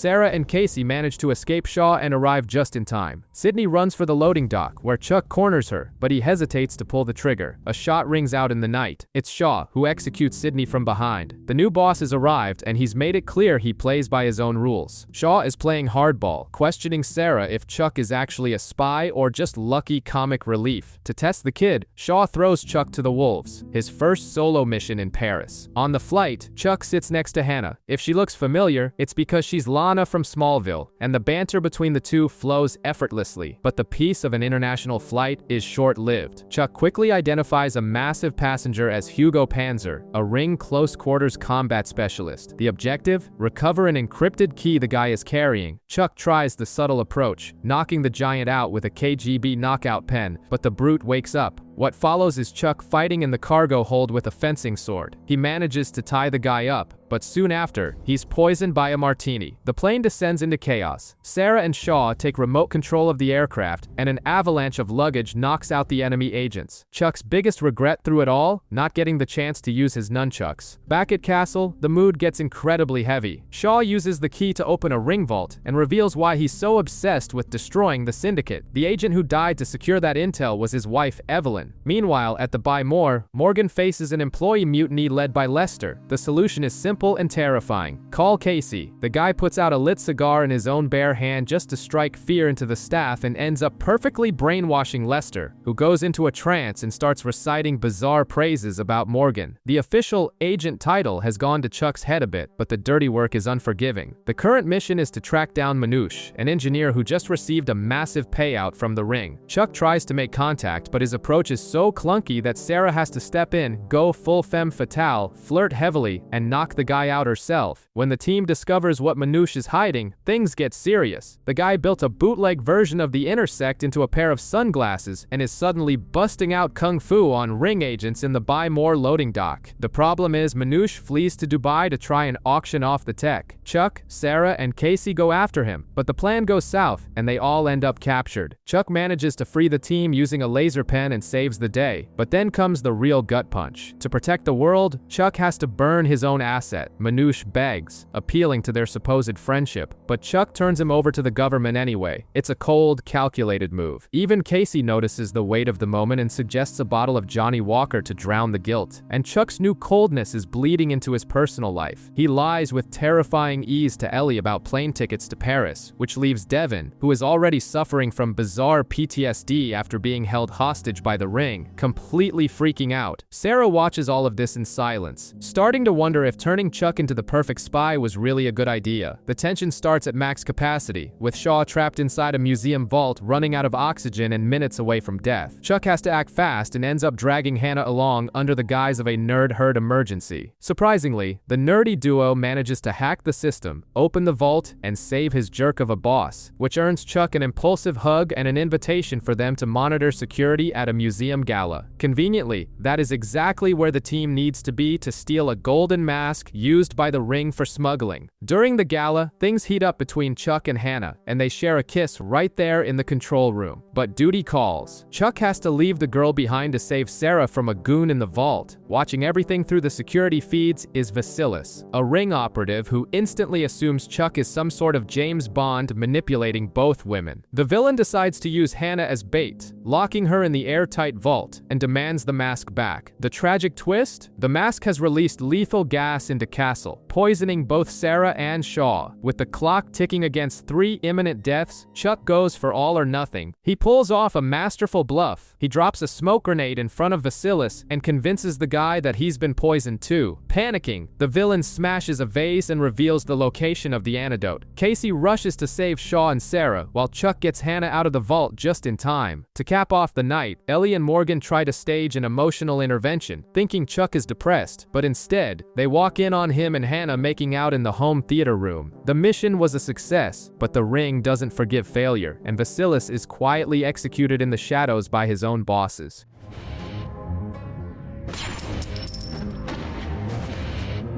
Chuck's double life is taking its toll, and the living proof is Hannah walking out of his bathroom right as Ellie is trying to have a serious conversation with him. The vibe gets heavy, but there's no time for relationship drama right now. The team needs to capture Rafe Gruber, an elite assassin who is nearly impossible to track. With the target in custody, Shaw has a brilliant idea. Have Chuck pose as the hitman. Chuck and Casey go to a bar to meet the mafia contacts, but things derail when one of the mobsters recognizes Casey by the name Alex Coburn. Chuck flashes but doesn't break character. To maintain his cover, he channels his inner psychopath and mock tortures Casey, actually pulling one of his teeth out in the process. The craziest part is that Casey is actually proud of the kid. The next day, the mobsters take Chuck to a sniper's nest. The target, Daniel Shaw. Through the rifle scope, Chuck sees something that hurts more than a bullet. Sarah is in the apartment with Shaw, and it's not just business. She admits that Chuck's transformation is scaring her, and, in a moment of vulnerability, reveals her real name is Sam, right before kissing her boss. Chuck breaches the apartment to warn them about the ambush, and the two have to fake an epic brawl to convince the mobsters watching from afar. Things get really complicated when the real Gruber escapes, kills the mobsters, and comes after the team. He takes everyone down and holds Sarah hostage. That's when Casey shines. From over half a mile away, he makes an impossible shot and drops Gruber, proving exactly why he's a legend. All this necessary coldness to be a spy finally weighs on Chuck. He realizes he is turning into someone who lies entirely too easily to the people he loves. To protect Hannah, he makes the hardest choice. He breaks things off, telling her she deserves better. She leaves heartbroken and quits her job, leaving Chuck to face the consequences of his choices, while Sarah continues getting closer and closer to Shaw down in Castle. Chuck's emotional block reaches critical mass. Unable to use the intersect, Shaw benches him. To make matters worse, Morgan is so furious about how Chuck treated Hannah that he fires him as his best friend. Without the nerd, the spy team heads to a hotel to intercept a ring operation, which turns out to be the worst idea possible. The whole thing was a trap to lure Sarah, Shaw, and Casey away from the base. Meanwhile, back at the Buy More, the store is supposedly being sold. Corporate evaluators, Dell and Neil, start interviewing the staff. Lester, as always, tries to throw everyone under the bus in exchange for immunity. But the real danger is that the evaluators are actually enemy agents looking for the secret entrance to Castle. The one who discovers the invasion isn't a highly trained spy, but Morgan. Hiding out, he sees the agents opening the fake lockers and discovers the CIA base beneath the store. Shocked, he finds Chuck and lays out the guy's plan: steal the data and blow the place sky high. With the store on lockdown and comms jammed, Chuck has to fly solo. At the same time, Big Mike decides he isn't giving up his store without a fight and stages an Alamo-style last stand with the employees.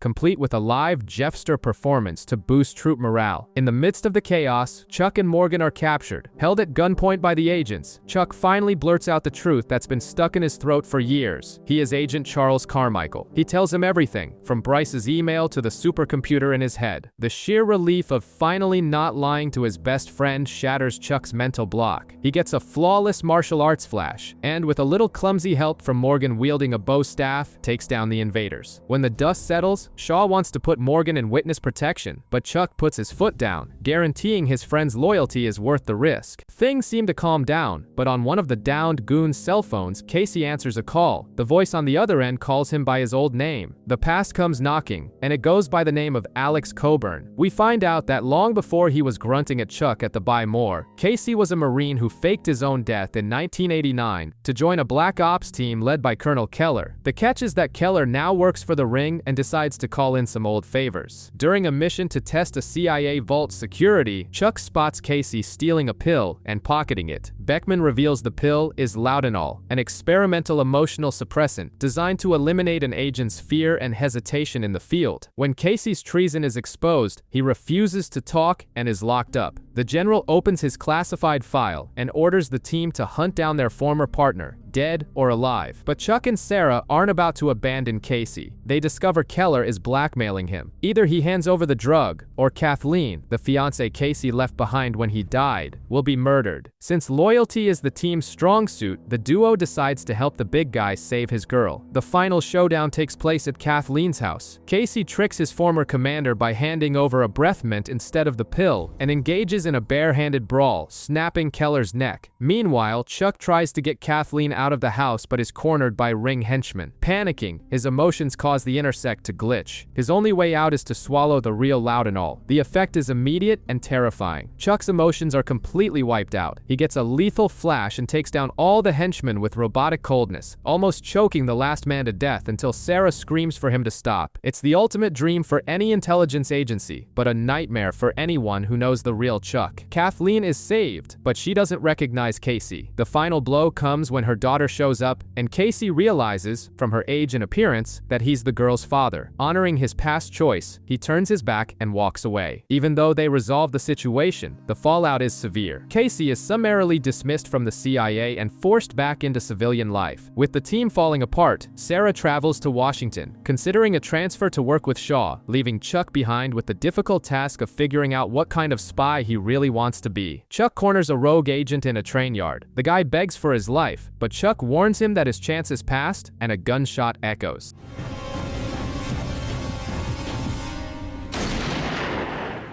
Cut to 3 days earlier. Chuck wants to get Casey back on active duty and win Sarah back. But the gang at Castle has other plans. Beckman, Sarah, and Shaw announce that he will undergo his final test, a solo mission to prove if he's ready to be a real spy. The target is Anatoly Zavlovsky, a former agent in contact with a CIA double agent. During the stakeout at the hotel, Chuck tries to use the moment to discuss his relationship with Sarah, but Shaw kills the mood. When things heat up, Chuck breaches the room, hands out beatdowns using his Intersect skills, and catches the double agent killing Zavlovsky. The traitor is identified as Hunter Perry. Thinking he passed the test, Chuck returns Casey's confiscated gun and asks Sarah to dinner at Union Station, but when he gets there, the mood tanks. Sarah tells him it's not a date. The real final test is to execute Perry. Chuck is horrified at the thought of becoming a killer, but there's no backing down. Perry heads to the restroom, and Chuck follows. The fight is brutal. Chuck wins, holding a knife to the traitor's throat, but drops it. He makes it clear he will never be like them, and decides to just arrest the guy. Perry flees to the train tracks, bringing us right back to the opening scene. Chuck corners Perry but hesitates again when it's time to pull the trigger. Out of nowhere, Casey fires from the shadows, killing Perry and saving his friend's life. Sarah arrives right at that moment and sees Chuck holding his gun, assuming the worst. Since it was an unsanctioned kill, Casey tells Chuck to keep his mouth shut. Believing Chuck has lost his soul, Sarah ignores his calls and confesses to Shaw that she doesn't love Chuck anymore, haunted by the trauma of her own red test in Paris. While a newly promoted Chuck travels to Washington, Casey is forced to swallow his pride and a tuna sandwich to avoid a lawsuit from Jeff and Lester at the Buy More. Right in Washington, Chuck gets lost in the intelligence agency corridors and ends up watching a medical examiner extract a chip from Hunter Perry's corpse. At least the trip pays off. Beckman gives him a mission in Rome and the right to assemble his own team. The first name on the list, of course, is Sarah. Back in Burbank, Chuck finds Sarah cold as ice, still believing he pulled the trigger. Since he can't rat out Casey, the situation is at a standstill. That's when Morgan, Devin, and Casey form the world's worst tactical squad, kidnap Chuck in Jeff's van, and ambush Sarah and Shaw right in the middle of their date. Morgan tries to lure Shaw away with a fake phone call, but real Ring agents show up. In the chaos, Devin goes into full hero mode, tackles Shaw right through the restaurant window, and completely ruins the conversation Chuck was trying to have with Sarah. The next day, Shaw decides to play human bait. He swallows a tracker to draw an airstrike down on the Ring's own base. Chuck locks Sarah in Castle to protect her and goes after him, but Sarah knows Morse code, calls Casey, breaks out, and tags along. At the enemy base, the Ring director extracts the tracker from Shaw and drops the real bombshell, a video showing that it was Sarah who killed Shaw's wife in the past. Before Shaw can process his hatred, Chuck storms the place, throws his rival over his shoulder, and escapes seconds before a bomber obliterates the building, a getaway worthy of a Michael Bay movie. Back at the base, Chuck confesses his feelings and asks Sarah to run away with him. To make things even better, Casey decides to be decent and tells her the truth about Perry's death. Relieved, Sarah packs her bags to meet Chuck at the train station. The plan would be perfect if Shaw hadn't escaped from the hospital. He intercepts Sarah for a new mission. While Chuck gets stood up at the station, Beckman shows him the assassination video. It clicks instantly. Shaw knows everything, and Sarah is sitting shotgun with a guy out for revenge. Shaw takes Sarah to an abandoned warehouse and leaves her alone to find the video of her own red test, the day she killed Evelyn, but he plays it straight. He says he knows she was manipulated by the CIA and doesn't blame her for anything. Meanwhile, Chuck goes into a full-blown panic over his partner's disappearance and convinces Casey to track her down. He raids the warehouse with full force, including air support and a tank, only to find Shaw and Sarah chatting peacefully. A slight tactical overreaction. Beckman suspends Chuck for the infraction and sends Sarah and Shaw to Washington to hunt down the ring director. Benched, Chuck spirals into a depression fueled by booze and Guitar Hero. Morgan tries to intervene, but Chuck snaps, uses the intersect, and ties his friend up with controller cords. That's when Sarah shows up, unties Morgan, and finally says what Chuck needed to hear. She knows the truth about Perry. She knows he's still the same guy, and yes, she loves him. The piece is short-lived, as they have a mission with Shaw. At the ring base, the director sets an ambush. Shaw heroically stays behind to steal the data on a new prototype. The elevator doors close, and a gunshot echoes. It looks like a noble sacrifice, but it's pure theater. Watching the security footage later, Morgan notices a brilliant detail. None of Shaw's punches actually landed on the enemies. The guy has switched sides. Ignoring Beckman's orders, Chuck and Casey fly to Paris to save Sarah, who has already been poisoned by Shaw on the exact street where Evelyn died. Casey handles the director, while Chuck goes after the traitor. The final confrontation takes place on a bridge. Shaw, blinded by revenge and convinced that Chuck is incapable of pulling the trigger, tries to throw Sarah into the river. Left with no other choice to save the woman he loves, Chuck shoots Shaw 3 times in the chest, sending him plummeting into the murky waters below. With the situation resolved, Casey takes the opportunity to blackmail Beckman, getting his job back, scoring a new car, and securing an official spot on the team for Morgan. Back in Paris, Sarah wakes up and Chuck confesses what he had to do. She understands completely. When Beckman calls to give them new orders, Sarah simply ignores her and pulls Chuck into a kiss. The missions can wait. Chuck and Sarah finally decide to fully embrace their romance. And how do they celebrate? By tossing their phones out the window of a train bound for Zurich, determined to quit the spy life and drop off the grid.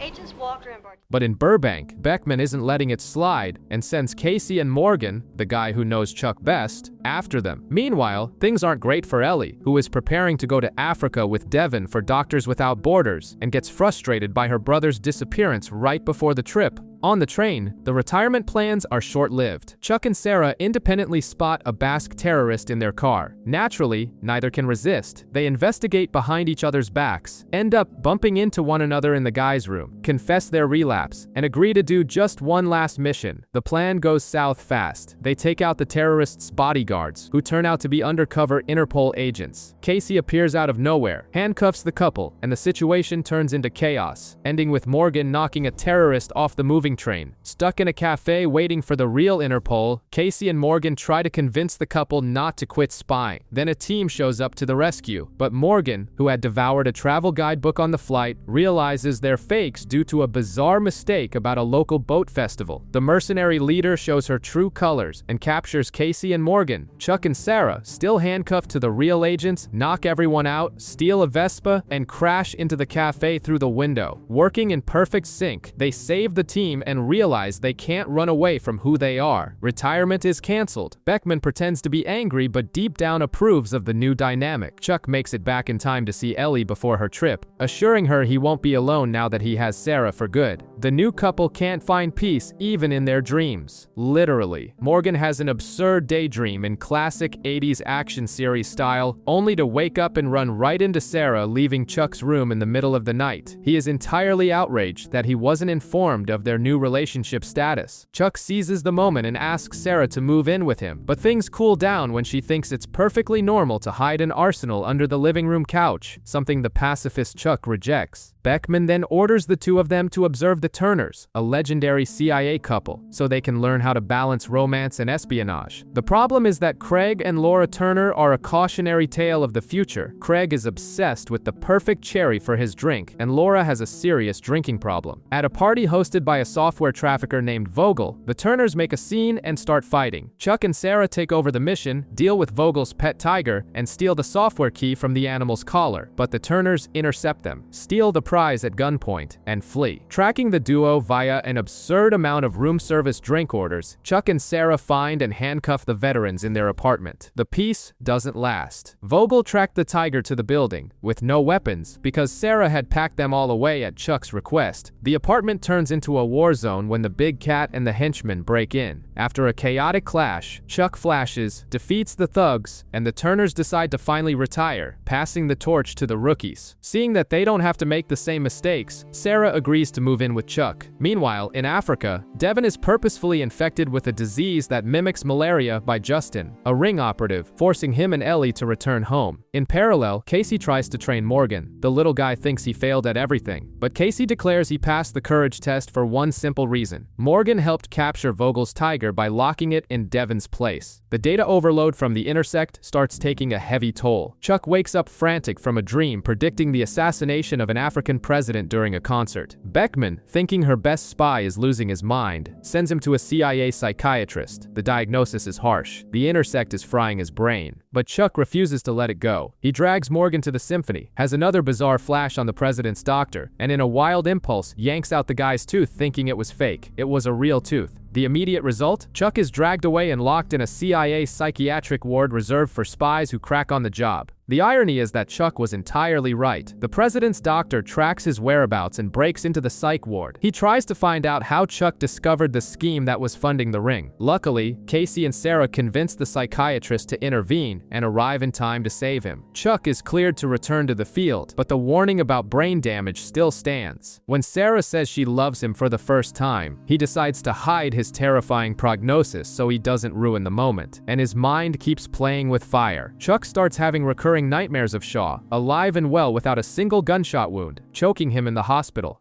That's right, Chuck. I'm not. What does that mean? It means I'm still alive.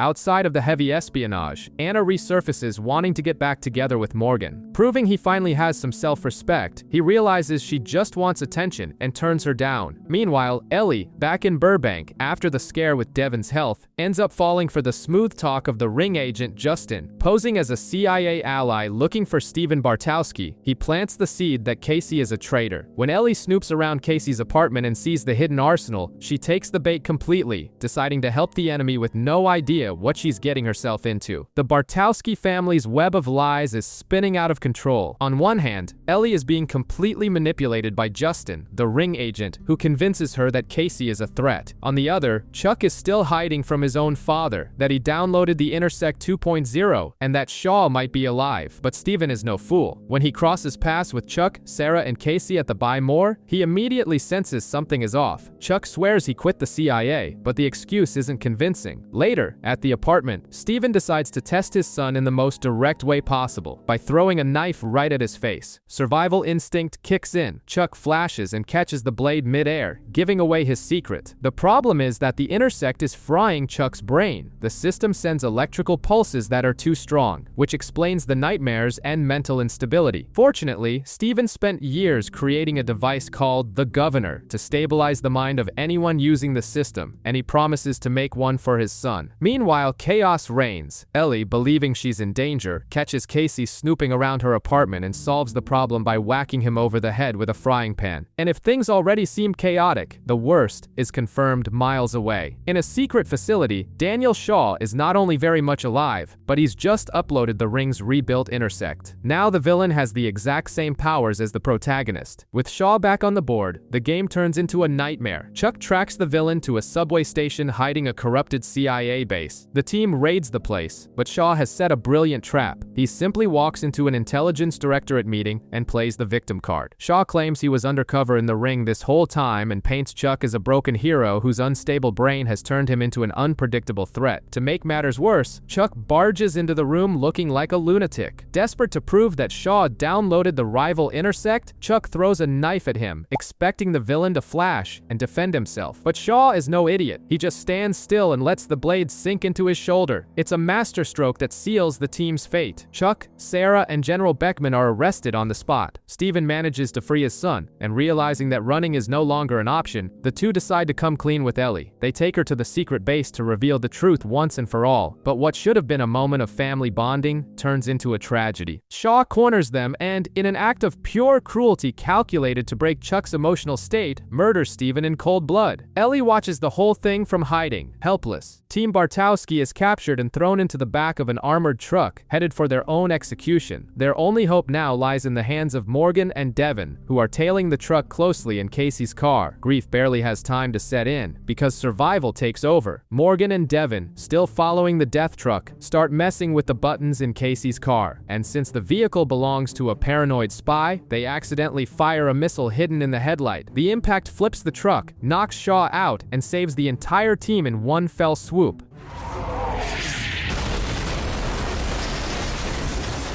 Shaken by her father's death, Ellie demands Chuck promise to quit the spy life as soon as they destroy the ring. He agrees, but first, they need to expose Shaw at a top security convention. Undercover, Chuck and Sarah infiltrate the event. In a brilliant move, Chuck lures Shaw into a room and gets him to confess all his crimes, including Steven's murder and his loyalty to the ring. The kicker? Chuck broadcasted the audio over the PA system to an auditorium packed with CIA and NSA directors. The final showdown happens where it all started, at the Buy More, which Shaw has rigged with explosives. Chuck's brain is failing miserably without the governor, but a childhood memory makes him realize his body was always meant to handle the intersect. He reboots his mind, beats the villain to a pulp, and even with the chance to kill him, chooses mercy. Sarah finishes the job, knocking Shaw out and recovering the governor. Victory is secured, but the Buy More isn't so lucky. Morgan accidentally drops the detonator, and the entire store blows sky high in an absurd explosion. Days later, at Steven's funeral, Chuck receives a posthumous message from his dad that leads him to a secret hideout. Steven wasn't just a scientist, but a rogue spy for the past 20 years. There, Chuck finds half of a necklace and a file on his missing mother. Somewhere far away, a mysterious woman answers the phone, wearing the exact other half of the necklace. Chuck's spy life is far from over. Back in 1994, Chuck's mom read him a bedtime story, said she was going away for a few days, and never came back. Years later, digging through his dad's research, Chuck discovers why. She was a spy. Determined to find the truth, he recruits Morgan for a secret globe-trotting mission, since he had resigned from the CIA. The result of this relentless search? An empty vault in Los Angeles, a Chinese takeout menu, and a $43,000 debt that gets Morgan's car repossessed by a loan shark right in the middle of the street. An enviable financial plan. Meanwhile, Sarah and Casey are in Hong Kong, hunting down a massive mercenary who stole an electromagnetic pulse, EMP,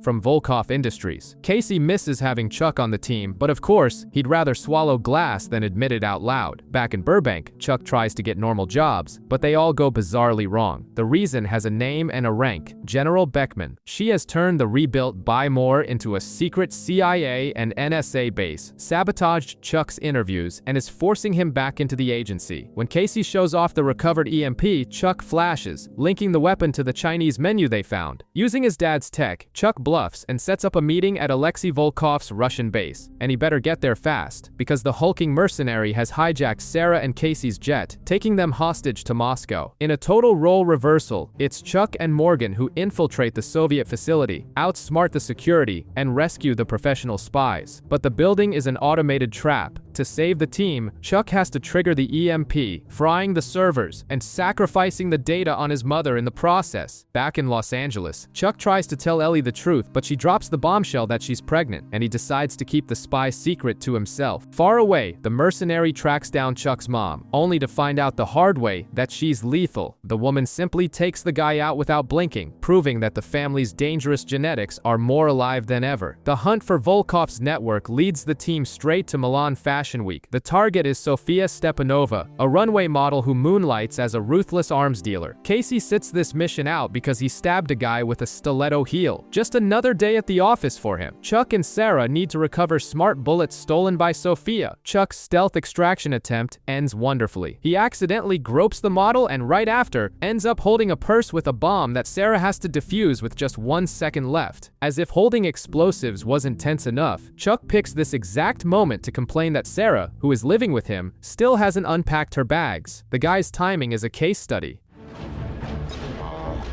Sarah, She knew we were coming. you gotta accept you for who you are, okay? Your weird unpacking habits, it doesn't matter to me. Nothing matters. I still love you. They break into the model's suite, which results in a chaotic scene with them hiding in the closet, Sarah knocking out a love-struck bodyguard, and Chuck being held at gunpoint by a completely naked Sophia. They manage to escape with the bullets, but discover the microchips aren't inside them. The tech was camouflaged in the sequins of Sophia's evening gown. The duo returns to Milan for round 2. Chuck uses tranquilizer gloves to clear the path, while Sarah and Sophia have a brutal brawl right on the runway, with Sarah coming out victorious and, as a bonus, landing the cover of a fashion magazine because of the commotion. Meanwhile, the Buy More has a serious problem. The undercover government agents working as employees are polite, helpful, and extremely efficient. In other words, the store's cover is blown. Morgan realizes the only way to restore the place's chaotic ecosystem is by bringing Jeff and Lester back to civilization, which Casey resolves by shooting a few tranquilizer darts into them. With inefficiency restored, Morgan is officially promoted to manager. At the end of the day, Sarah finally unpacks her suitcase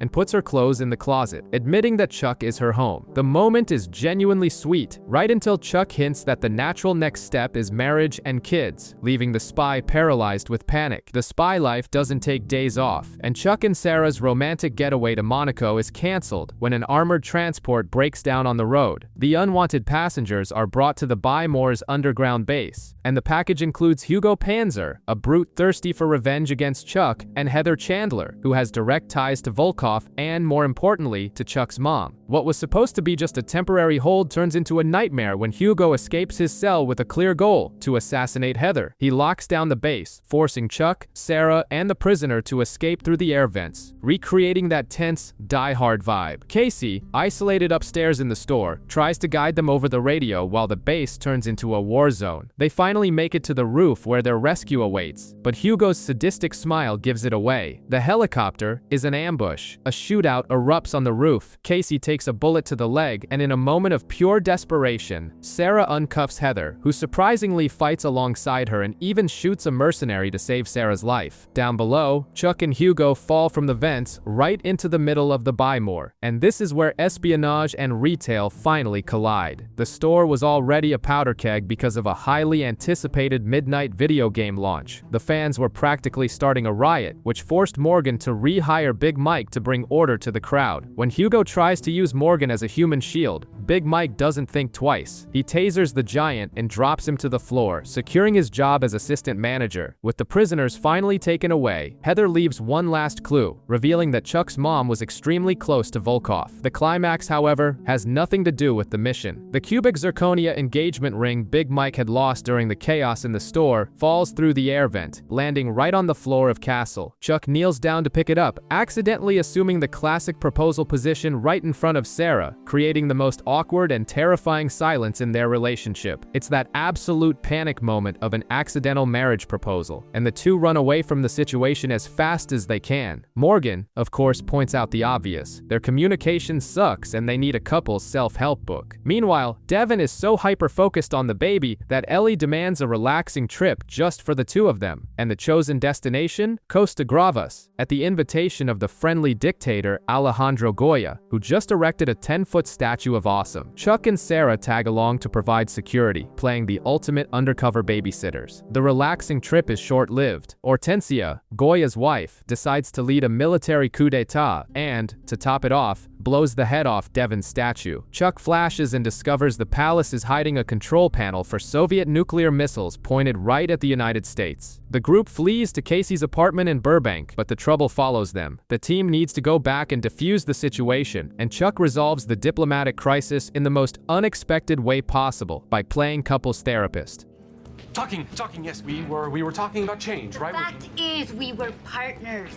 In the middle of the crossfire, he gets Goya and Hortensia to talk about their marital problems. Love conquers all, the nuclear threat is deactivated, and Chuck also finds out the system belonged to Alexei Volkov and that his mother, Agent Frost, is under his control. On the other side, Morgan gathers his courage and, with Big Mike's silent blessing, finally kisses Alex, Casey's daughter. To cap off the day, Sarah whispers to a pretending to be asleep Chuck that, if the proposal had been real, her answer would have been yes. To track track down his mother, Chuck uncovers a connection to Casey's old tactical squad. Back in 1999, those guys tried to steal a gold vault in Iran, but Casey took them all down, locked the vault with his handprint, and sent the whole team to a court-martial. They escaped and became mercenaries. Now, the only way to get this gang together is at Casey's own funeral, so the CIA organizes a fake wake in classic spy style, even paying homage to the movie Charade. Casey takes a medicine that mimics death but leaves him fully conscious. The old team shows up and, to test if he really kicked the bucket, they stab his hand with a pin and put out a cigar on his skin. Casey doesn't move a muscle, but the mercenaries blow up the floor and kidnap the corpse anyway. Casey manages to escape, but the extra dose of the sedative throws him into a deep state of paralysis, straight into a dumpster. Who rescues the brute? Jeff and Lester, who apparently know the city's trash better than anyone, and they dump him at Morgan's apartment. Meanwhile, Chuck and Sarah go to investigate the hideout and end up tied up, serving as bait. The mercenaries demand Casey go to Iran to open the vault, or the couple dies. The problem is, Casey is completely couch-locked. The only way Morgan can find to wake the Colonel up is by injecting him with pure adrenaline. He confesses he's dating his daughter, Alex. The instant hatred makes Casey's blood boil so hot it breaks the paralysis. He grabs Morgan by the throat, but the unlikely duo heads off to Iran. In the desert, Morgan gets grazed by a bullet, but manages to electrocute the mercenaries using a power cable and the water on the vault floor. With the team safe and back home, Chuck decides it's not worth risking his friends and gives up looking for his mom. But right at that moment, the phone rings. It's her. The highly anticipated family reunion finally happens, but in the most chaotic way possible. Mary Bartowski shows up claiming to be undercover at Volkov Industries and wants to hand over a scientist named Dr. Wheelwright, creator of a nightmare-inducing gas called atroxium. Chuck goes undercover to seal the deal, but when things get tight, Mary pulls her gun and shoots her own son to maintain her cover. Thanks to a bulletproof vest, Chuck physically survives, but his psyche is shaken. Shortly after, Mary kidnaps her son just to explain that shooting him was the only way to protect him and wipe his records from Volkov's system. She hands over the scientist's location and lets him know she's happy about becoming a grandmother. The team raids the lab, arrests Wheelwright, and confiscates the gas. But the scientist has a trick up his sleeve. By using his fingerprint on the container, he triggers the release of the atroxium instead of disarming it. Wheelwright isn't afraid of anything because he used himself as a guinea pig. Chuck gets infected and immediately locks down the base, isolating Sarah to save her.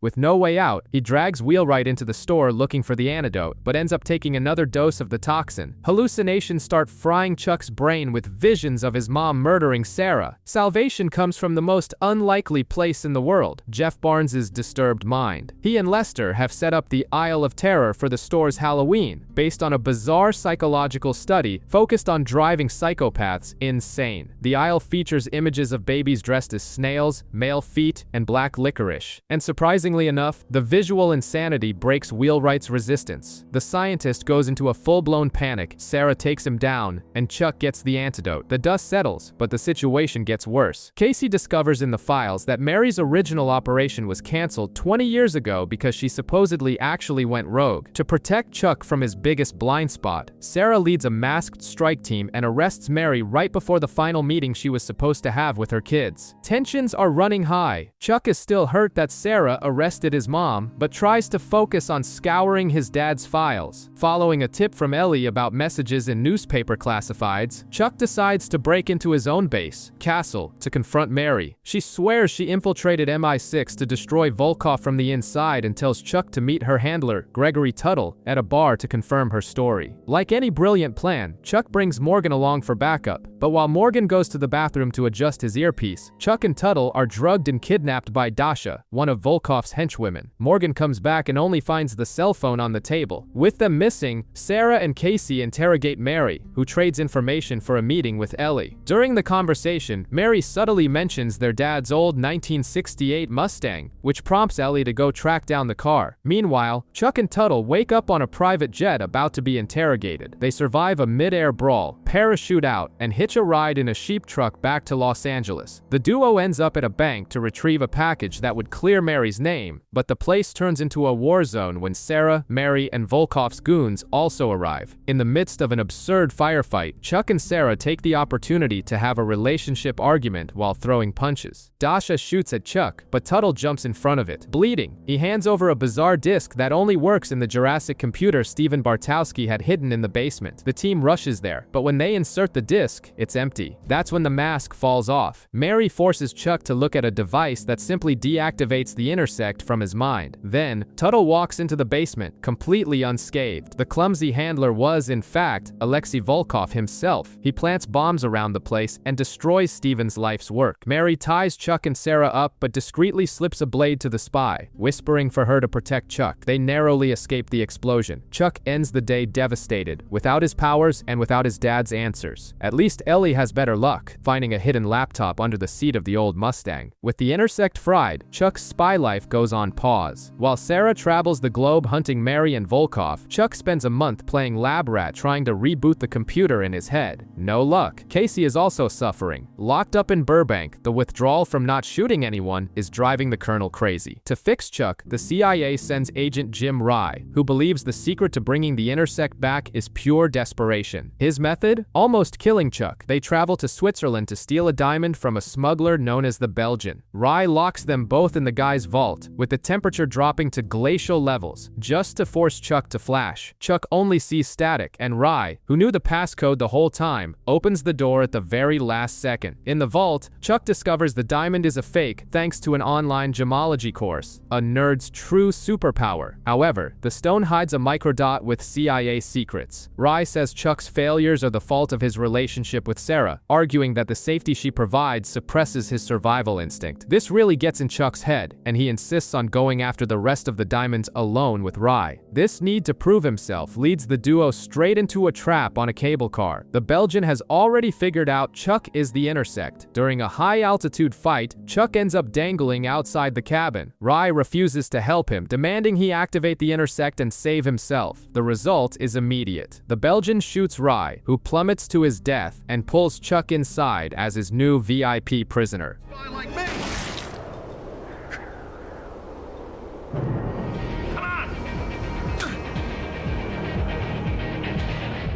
While the Buy More deals with an undercover agent so lethal that Casey has to kick her out before Jeff and Lester end up dead, Chuck's situation worsens. The Belgian straps him to a chair, pulls out a terrifying needle, and prepares to extract the intersect's secrets by force. Halfway across the world, General Beckman denies an official rescue. Sarah, consumed by guilt for doubting Chuck, packs her bags for a rogue search and rescue mission. She just didn't expect Casey and Morgan to be at the door, ready to disobey orders and rescue their friend together. Chuck's brain has turned into a battlefield. He's trapped in bizarre lucid dreams, where he desperately tries to force a flash and ends up sharing a bed with Sarah and Lester. In the real world, the situation is terrifying. The Belgian and a deranged scientist are in Thailand, ready to initiate Phase 3. The plan is to fry Chuck's entire personality, wiping out everything that isn't the intersect. In Los Angeles, General Beckman wants the team focused on stopping the Belgian from selling secrets, but Sarah Walker couldn't care less about state secrets. When Morgan reveals that Chuck was planning to propose to her, she goes full Rambo. Sarah kidnaps the Belgian's right-hand man from inside an embassy, threatens his life, and gets the address in Thailand. She locks Casey in the base and embarks on a relentless solo rescue mission. Upon arriving, Sarah walks into a bar packed with mercenaries and beats the crap out of everyone, earning the wonderful nickname Giant Blonde She-Male. She has to defeat the ring champion to get Chuck's exact location. When Casey and Morgan finally catch up with her, tracking her wake of destruction was easy, they try to slow her down. Sarah simply ignores them, marches back into the arena, knocks the guy out, and takes the address. The raid on the Belgian's compound is brutal. Using Morgan as bait, the team breaches the place with guns blazing. The mercenaries literally flee in panic when they recognize the giant blonde. The Belgian and his scientist are neutralized in seconds. Sarah reaches the lab just before Phase 3 completely destroys Chuck's mind. In tears, she begs him to wake up, declaring that she wants wants to marry him, with or without the intersect. In Chuck's subconscious, one step away from total darkness. That declaration is the anchor that pulls him back to reality. On the flight home, the team plays dumb in their debriefing with Beckman, and Chuck gets back to planning his official proposal. Meanwhile, Ellie and Awesome bribe the nerd herd into fixing her dad's laptop. When the screen boots up, it demands a password in the style of a knock-knock joke. Remembering how he used to mess up the joke when she was a kid, Ellie types, "I'm here." The system unlocks, and what pops up on the screen leaves her in absolute shock. Alexei Volkov discovers that Carmichael survived the destruction of Orion's base and sends Mary with 3 elite assassins to solve the problem once and for all. But she proves she still has maternal instincts and knocks out her own goons before they even get close to Chuck. To try and drag the truth out about her intentions, Chuck and Sarah take Mary to Castle. The problem is, Volkov doesn't let things go easily. He tracks the group, cuts their comms, neutralizes the By-Moore's defenses, and threatens to blow everything up with a thermobaric bomb. And the reason for all this fury? He's obsessively in love with Mary. With Casey captured while trying to reboot the store's Gatling guns, Chuck and Sarah are forced to surrender. And right as Volkov readies the final blow to kill the protagonist, Mary drops the bomb to save his life. Chuck is her son. To make the timing even worse, Ellie calls right at that moment, demanding her brother show up for Thanksgiving dinner. The result is Volkov, in a psychotic break, deciding he's going to attend the Bartowski family dinner to prove he's a nice guy who's good with kids. It's the tensest dinner in history. Chuck comes up with a plan with Devin to stage an escape, but Volkov anticipates their every move. The situation only avoids ending in a bloodbath because Mary points a gun at the villain's head, warning him she could never love someone who hurt her family. Volkov backs down and leaves. The next day, the dust settles and Ellie, who spent the whole episode solving a riddle on her dad's old laptop using MRI scans, hands the computer over to her brother. The system asks for a password, 1 or 11. Chuck remembers his dad's old catchphrase, "Aces, Charles," and types it in. Instantly, the computer uploads Intersect 2.0 straight into his brain. He gets up off the floor, smiles at the team, and drops the classic line, "I know Kung Fu again."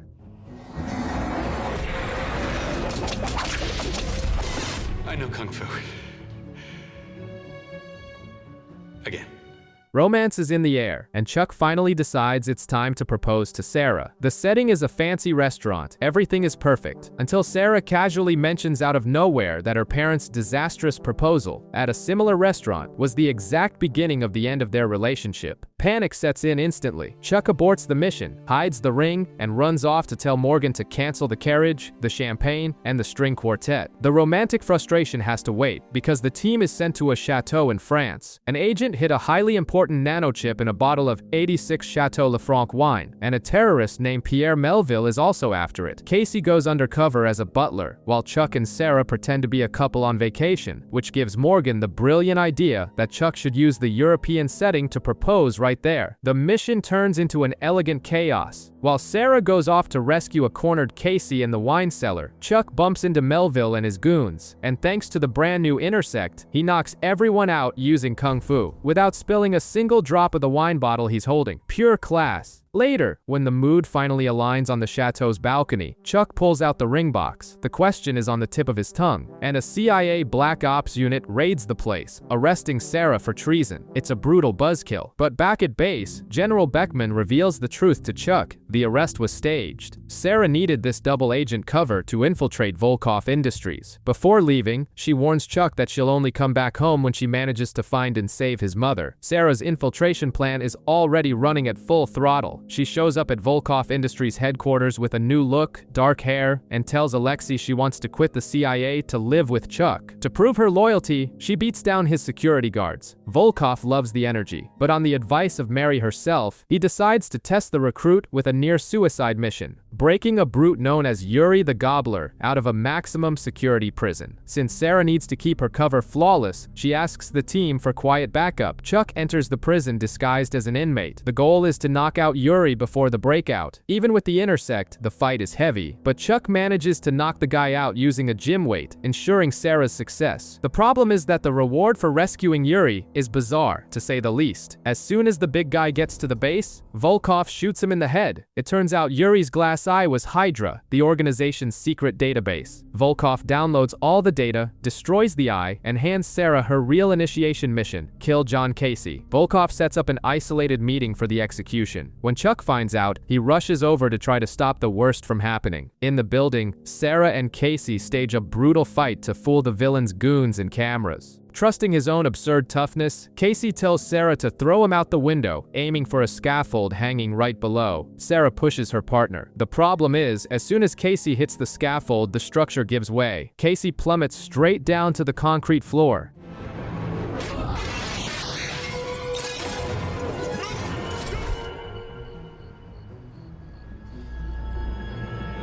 Sarah, in absolute shock at seeing her friend fallen, has to swallow her panic and walk away with the villain so as not to blow her entire cover. Later, at the hospital, with Casey severely injured, Chuck tries to call Sarah on the satellite communicator, aboard a plane headed for Russia. Following Mary's advice to stay emotionally detached to survive, Sarah looks at the incoming call and hangs up. Right at the hospital, the tension is thick enough to cut with a knife. Casey, still barely able to speak after his fall, mutters a single word, pants.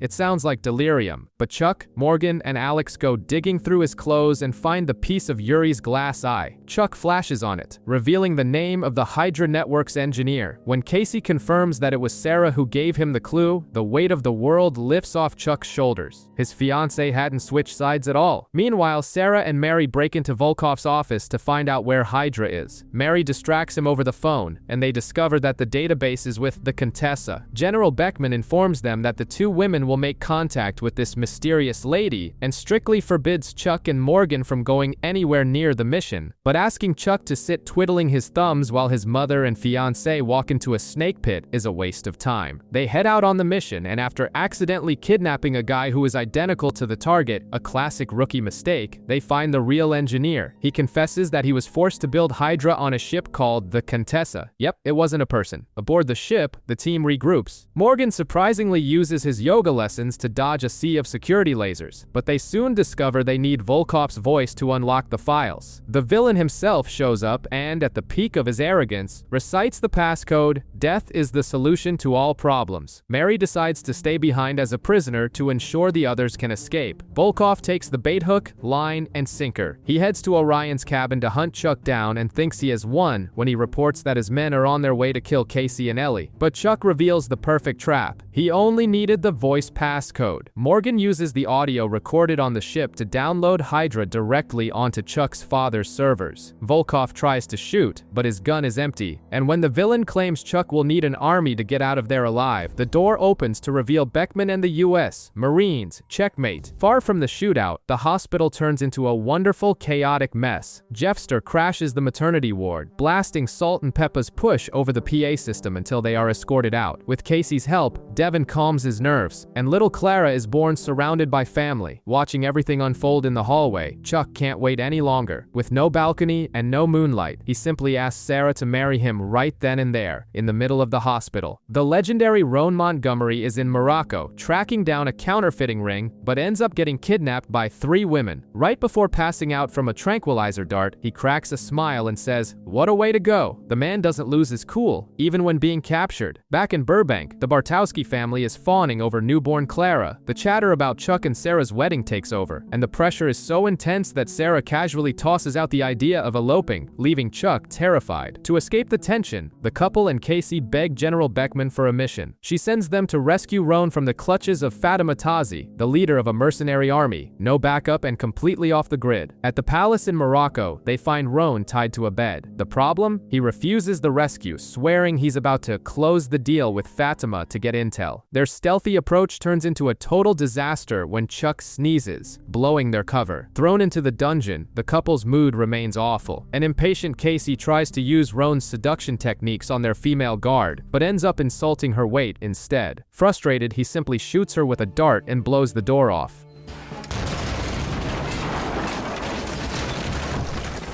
They take Roan back to base, leaving Casey in Morocco to continue gathering intel. Beckman is furious with Roan for going rogue and punishes him by making him work as a salesman at the Buy More. In desperation, Chuck asks him for relationship advice, which leads to a priceless flashback of Roan and Beckman making out during the fall of the Berlin Wall in '89, revealing that the general used to be blonde. Roan suggests Chuck create an erotic atmosphere, but it's Sarah herself who shows up at the apartment dressed as a belly dancer, using her seductive charms to manipulate him into agreeing to elope. The plan almost works, until Chuck catches on to her game. In Morocco, Casey's hideout is blown to pieces during a firefight. Beckman sends Chuck, Sarah, and Roan, who gets the tough assignment of seducing Fatima again, to rescue him. During the extraction under heavy crossfire, Chuck has an epiphany. Sarah doesn't actually want to elope. She just can't bear the thought of not having a family of her own to walk her down the aisle. Roan gets the address of the counterfeit money factory, and Beckman wastes no time. With the subtlety of a tank, she calls Roan's cell, tells him to duck, and fires a missile straight into the villain's bedroom. Mission accomplished. Wrapping up with Chuck promising to be the most understanding partner in the world as he lies next to the future Mistress Bartowski. Morgan is living every nerd's dream, a Charlie's Angels-style fantasy involving Sarah's old spy unit, the Cat Squad. To surprise his fiancée, Chuck pulls strings in the CIA files and invites Sarah's former partners to their engagement party. They land via helicopter in grand fashion and immediately sweep Sarah away for her bachelorette party. The next morning, Chuck's apartment looks like a scene from a college frat movie. Making matters worse, the ruthless Karina ended up sleeping in Morgan's bed, though by some miracle, he slept like a rock and didn't even notice. But Alex walks into the bedroom at that exact moment and refuses to hear any explanations, sending Morgan's relationship into a tailspin. During breakfast, things get serious. A car bomb goes off outside, and a piece of shrapnel hits Karina in the leg. Chuck flashes, leading them straight to Augusto Gaez, a terrorist leader and an old enemy of the Cat Squad. The group's lingering trauma stems from the fact that they disbanded specifically because there was a mole feeding intel to Gaez. Sarah always blamed Zandra, and the tension between them resurfaces with full force. The team flies to Rio de Janeiro, leaving Morgan behind to play nurse with Karina, while desperately trying to salvage his relationship with Alex. In Rio, Gaez captures the squad. Sarah manages to break free and holds a knife to the villain's throat, ready to carve the mole's name out of him. Everything is going perfectly until Chuck, trying to play the action hero, crashes through the skylight and accidentally plummets into the middle of the warehouse. He manages to knock out the henchman, but Gaez escapes, leaving Sarah furious that Chuck ruined the interrogation. He manages to knock out the henchman, but Gaez escapes, leaving Sarah furious that Chuck ruined the interrogation. With Gaez finally in custody at the base, paranoia takes over. Sarah and Zandra decide to settle years of resentment with a brutal fistfight. Mid-brawl, they realize the glaringly obvious truth. The real double agent is Amy, and Amy confirms it by knocking Casey out and attacking them both. The fight spills over into the buy more. Chuck improvises by breaking CDs and throwing them like ninja stars to stop Gaez. Amy jumps on Chuck's back, knowing full well he refuses to hit women. But Sarah, Zandra, and Karina arrive to take the traitor down and finally vindicate the squad. In the end, the engagement party happens. Morgan refuses to back down and declares his love for Alex in front of everyone. Sarah, realizing everything Chuck did to help heal her past wounds, apologizes to him, and in a massive step forward, she asks Ellie to be her maid of honor, finally opening the door to let someone into her lonely world. In the middle of a romantic and meticulously planned Valentine's Day, the apartment is split. Chuck and Sarah in the bedroom, Morgan and Alex in the living room, with Alex and Morgan blindfolded to, well, enjoy their evening. Chuck manages to tiptoe past them to fetch some chocolate-covered strawberries. The night feels like a guaranteed win when Sarah gets her coat caught on a hook, revealing a full red lingerie set, complete with angel wings.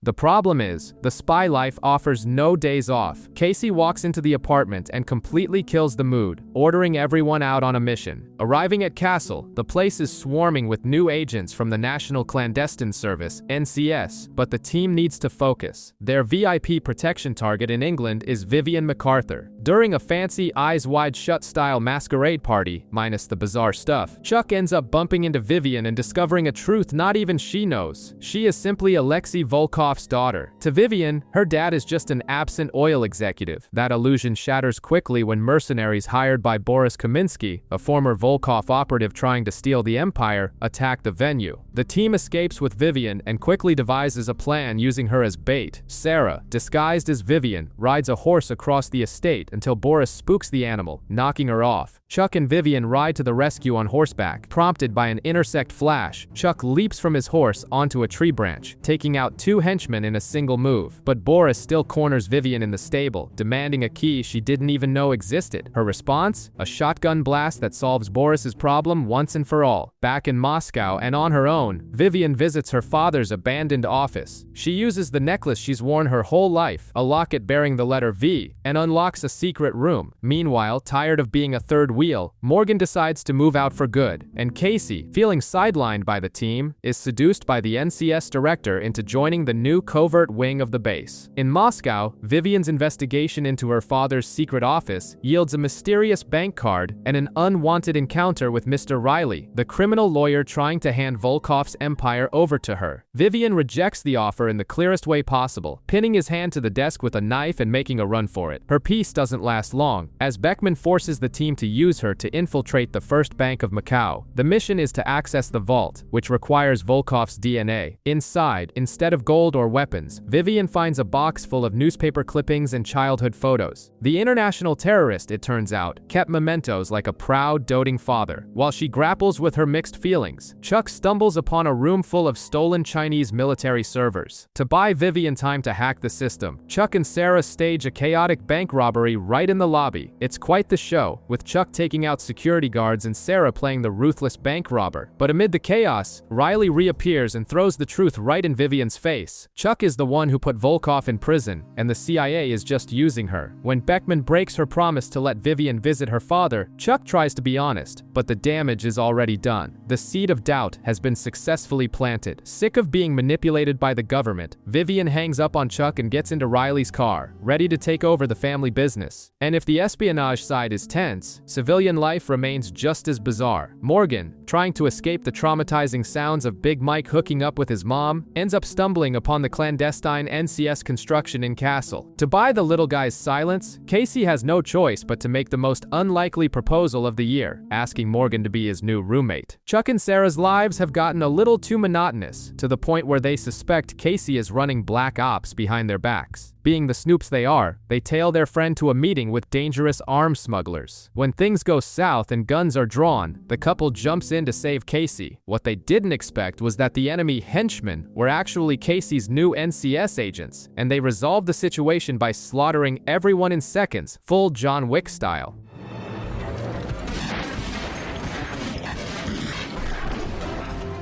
You're under arrest. Good work, Colonel.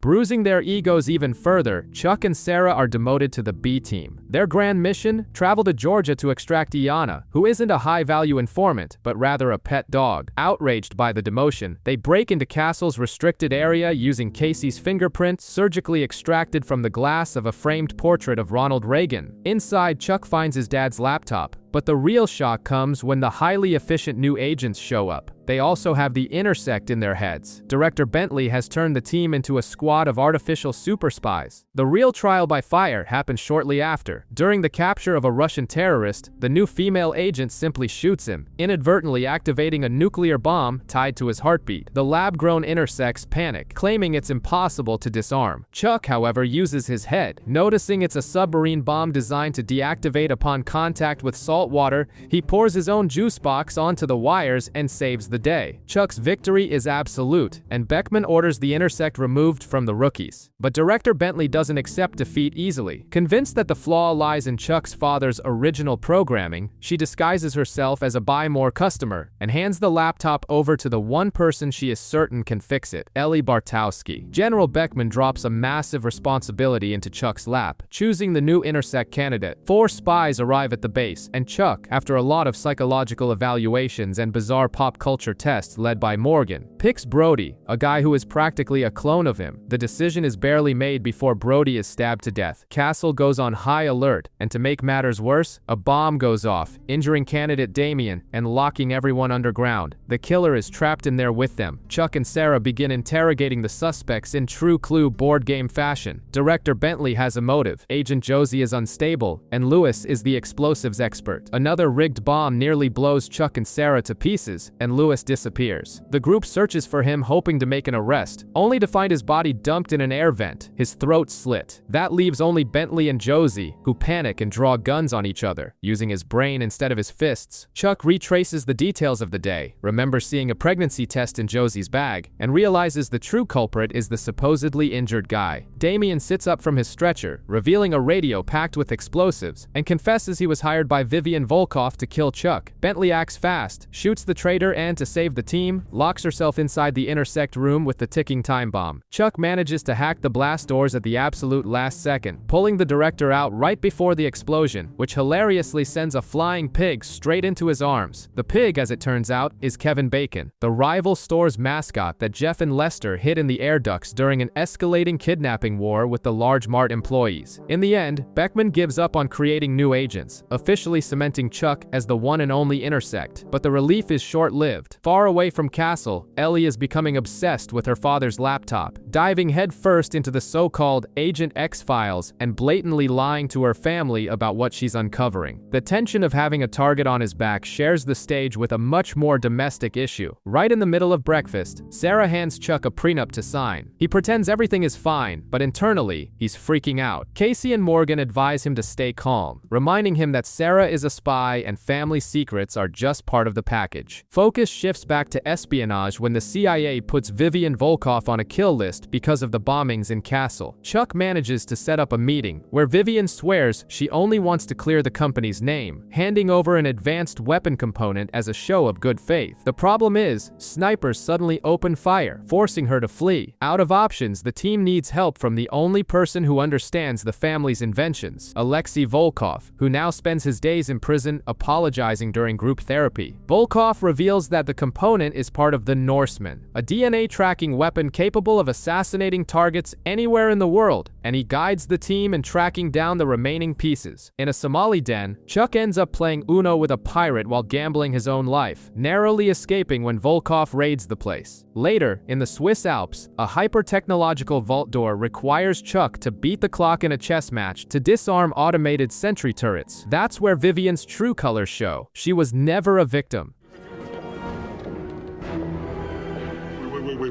What is happening? The heiress locks the team inside the vault and steals the final lethal component of the weapon, making it perfectly clear that she has fully taken over her father's criminal empire and that her new goal is hunting down Agent X. Meanwhile, in Burbank, lies are piling up. Mary tries to delete the dangerous files from Steven's computer to protect Ellie, but her daughter notices the sabotage and hides what she knows from Chuck, pretending the laptop only contained drafts of a video game. At least the wedding drama gets resolved. Sarah tears up the original contract, and Chuck makes her sign a new one, where she promises to never even think about the word divorce. Planning the perfect wedding isn't cheap, and Chuck and Sarah find that out the hard way when their wedding planner runs off with their $26,000. Desperate, Sarah reaches out to her dad, the classic con man Jack Burton. His advice is simple and straightforward. If you don't have the authority, fake it. Following his advice, Chuck fakes a flash to secure CIA resources to hunt down the scammer. The plan goes bizarrely wrong when the random name he feeds Beckman turns out to belong to a high-level international terrorist. The lie is exposed, the wedding planner gets arrested, and the couple gets officially suspended from active duty. The problem is, Chuck's spy instincts don't come with an off switch. He has a real flash on 3 Hungarian brothers, the Klugs, who are carrying a nuclear research device called the Zephyr and are scheduled to attend a wedding reception in Los Angeles. With Beckman refusing to provide backup, the team teams up with Jack to pull off the perfect con in the middle of the party. They manage to isolate the targets and knock out the brothers, only to discover that it was all a shell game and the criminal's father had the weapon all along. The party erupts into chaos when the patriarch realizes he's been conned. He takes Morgan as a human shield while Casey lines up a perfect headshot. In a rare display of diplomacy, Jack intervenes and manages to talk the villain down, using his silver tongue to appeal to the bride's happiness and successfully avoiding a bloodbath. The event also serves to tie up some very old loose ends. Casey, who had been trying to stay in the shadows, is confronted by Kathleen, the mother of his daughter. To prove he didn't abandon abandon civilian life for just any dead-end job. He arrests the terrorist right in front of her, finally revealing that he is an NSA agent. And Sarah gets the best surprise of all, her old childhood piggy bank left behind by Jack, stuffed with enough clean cash to cover all their wedding expenses. The idea was to have an epic bachelor party in Las Vegas, but Devin makes the classic planner's mistake and accidentally brings the crew to Las Vegas, a state park in the middle of nowhere. To make matters worse, he grabbed the wrong bag, specifically Ellie's, which contains Chuck's dad's top-secret laptop. Hot on the laptop's trail are Riley and Jasmine, Vivian Volkov's henchmen. Jasmine tracks the bag to the campsite. A completely wasted Jeff thinks the highly trained assassin is a stripper hired by Devin and tries to get into the mood. While Casey and Devin improvise spears out of branches to fend off the mercenaries, Chuck ends up using the laptop as a shield while fighting Jasmine. The computer gets pierced, but they save Jeff and make a run for home. The mess forces Chuck to have that inevitable conversation with his sister. He reveals to Ellie that he never actually left the CIA, takes her to see the underground base, and even shows off the Intersect in action by fighting a katana-wielding Morgan.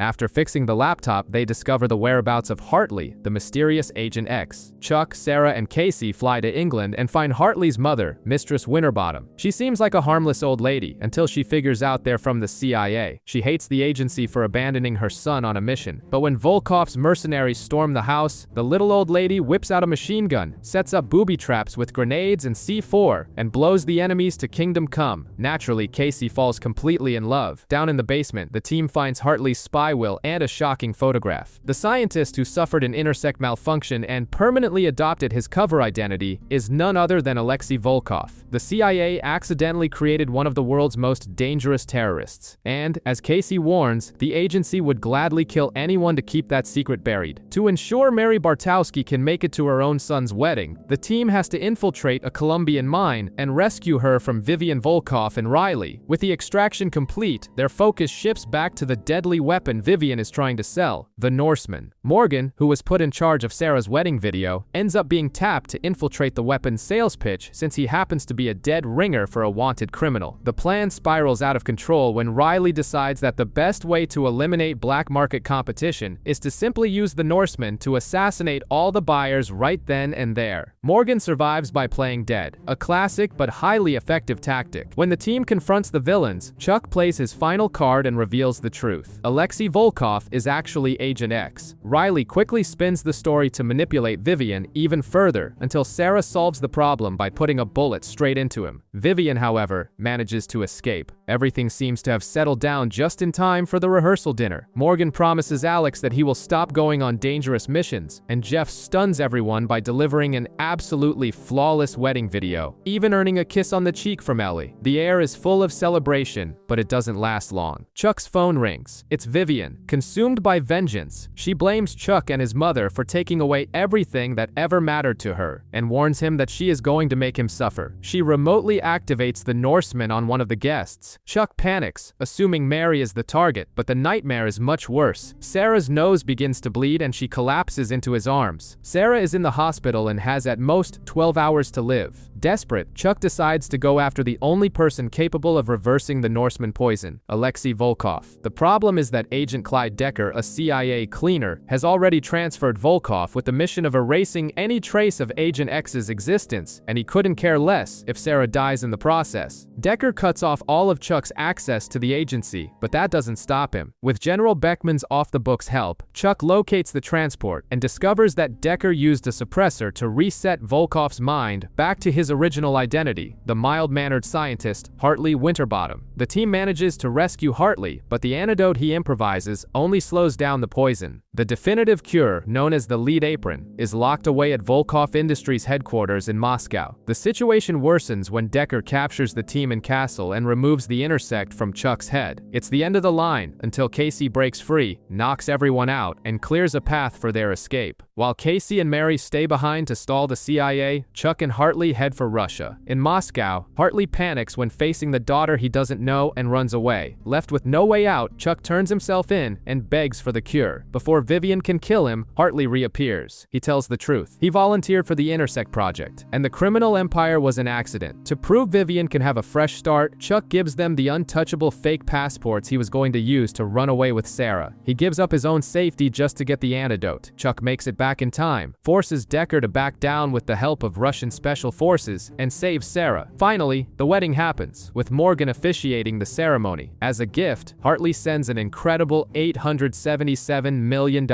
Weeks later, the newlyweds use the money to buy the Buy More, including the Castle base, and found an independent spy agency. And just when everything seems resolved, Morgan finds a mysterious pair of sunglasses, puts them on, and ends up getting the full download of the new Intersect.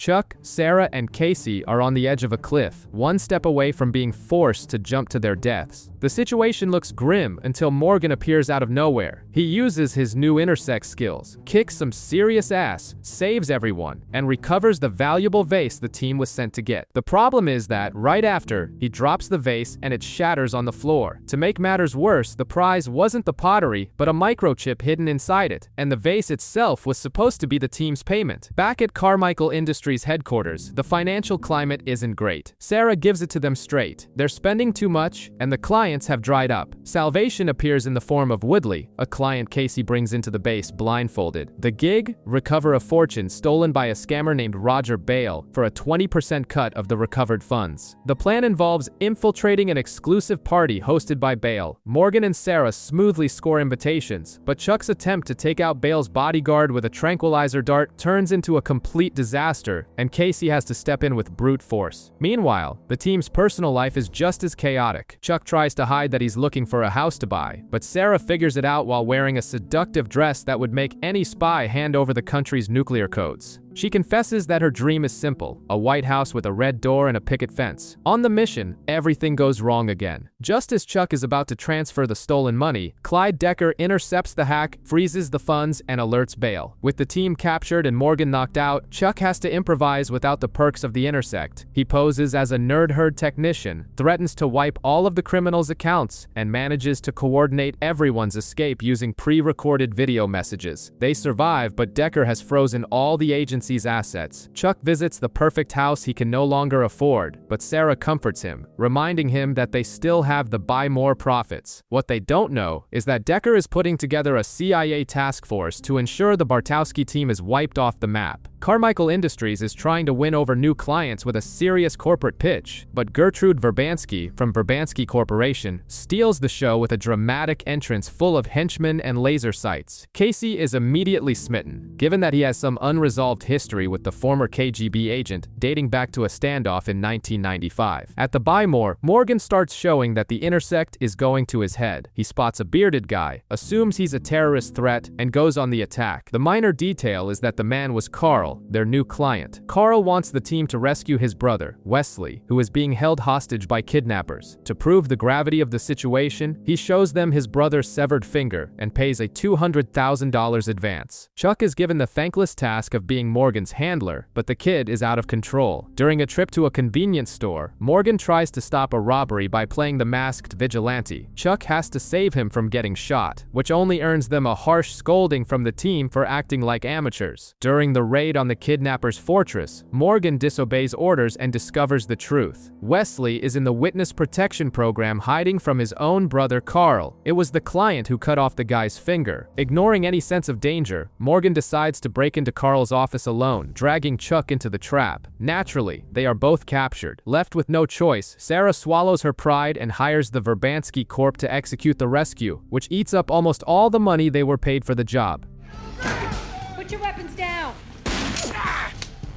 I'm sorry. And as if Morgan's ego wasn't inflated enough, he makes an unforgivable decision. He has a secret interview with Verbansky and reveals he is the new Intersect. But the scariest moment isn't the betrayal. It's when Verbansky compares him to Luke Skywalker and Morgan shows he has no idea who that is. Meanwhile, the Buy More is suffering from a lack of customers. The unusual solution comes when Captain Awesome stars in an absurdly cringeworthy commercial that, for some cosmic reason, draws crowds to the store. Morgan has reached peak annoyance. He shows up at the Buy More with a new car, frosted tips straight out of a 2000s boy band, and an unbearable attitude, culminating in breaking up with Alex via text message. Chuck immediately recognizes the pattern. Morgan has reverted to being the exact same 7th grade jerk from when he grew his first mustache and thought he ruled the world. The problem gets serious when the team realizes Morgan stole the data from their current mission, which involves capturing a man with valuable CIA secrets, and took it all to his new boss, Verbansky. To regain the upper hand, the team infiltrates the rival company. Chuck accidentally drops into the middle of Morgan's training session. The fight is mismatched, but Chuck uses a humiliating and foolproof tactic. He pantses his friend in front of everyone. The distraction works perfectly, allowing Morgan to get hit by a tranquilizer dart. While the rivalry runs wild, Sarah discovers something disturbing. The glasses that uploaded the Intersect into Morgan weren't sent by General Beckman, but by the ruthless Clyde Decker. It was a Trojan horse programmed to overwrite the user's mind, and the original target was Chuck. This explains Morgan's growing amnesia and absurd arrogance. The two spy agencies race to grab the target, Matt's Zorn, but end up fighting each other on sight. When Zorn tries to escape in a helicopter, Morgan shoots the fuel tank and threatens to blow everyone up. To stop him from becoming a cold-blooded killer, Chuck resorts to the only possible treatment, a highly specific 7th grade memory, reminding him of the day they got revenge on the girl who pantsed Morgan. The emotional tactic works. Morgan manages to break through the corrupted Intersect's block, recovers his true identity, and lowers his weapon. Zorn surrenders, completely convinced he's dealing with a bunch of psychopaths. Morgan resigns from Verbansky and apologizes, but Casey, furious about what he did to Alex, kicks him out of the house. Chuck and Sarah take him in without a second thought. Alongside this, Devin, bored on paternity leave, discovers that Jeff had been sleeping under his running van and suffering from carbon monoxide poisoning for years. Cured, Jeff suddenly becomes a clean-cut, hyper-intelligent guy who is completely immune to Lester's weirdness. The peace is short-lived. Beckman secretly warns them that Decker has put a bounty on Morgan's head for revealing the Intersect. And as Morgan walks unknowingly through the parking lot, we see his car is already rigged with explosives. Chuck saves Morgan's skin at the very last second before he gets on his own motorcycle. The reason? The ever-friendly Agent Decker took out a contract on his head. One click of a remote control and the bike turns into a fireball. Morgan is taken to the safety of the base, where General Beckman finally removes the Intersect from his head and promises to cancel the bounty. The problem is that in the spy world, cancellations take a while to process. All the assassins back off, except one, the Viper, famous for never giving up and liking to work up close. The team hatches a plan. Chuck poses as Morgan at the Buy More Salesman of the Year convention, equipped with Casey's lie detector. After a day of false alarms, including discovering that one of the managers was lying just to hide his giant rabbit cosplay hobby, Chuck is attacked by the bartender and knocks him out. With the supposed assassin locked up, everything seems resolved, but Chuck puts the pieces together. The bartender was just a distraction. The real Viper is Jane, Sarah's new friend from the convention, who passed the lie detector with the same coldness Sarah herself would. Worse yet, Sarah is about to start her car, which is now rigged with a bomb. Chuck runs, manages to disarm the explosives in time, and they capture Jane.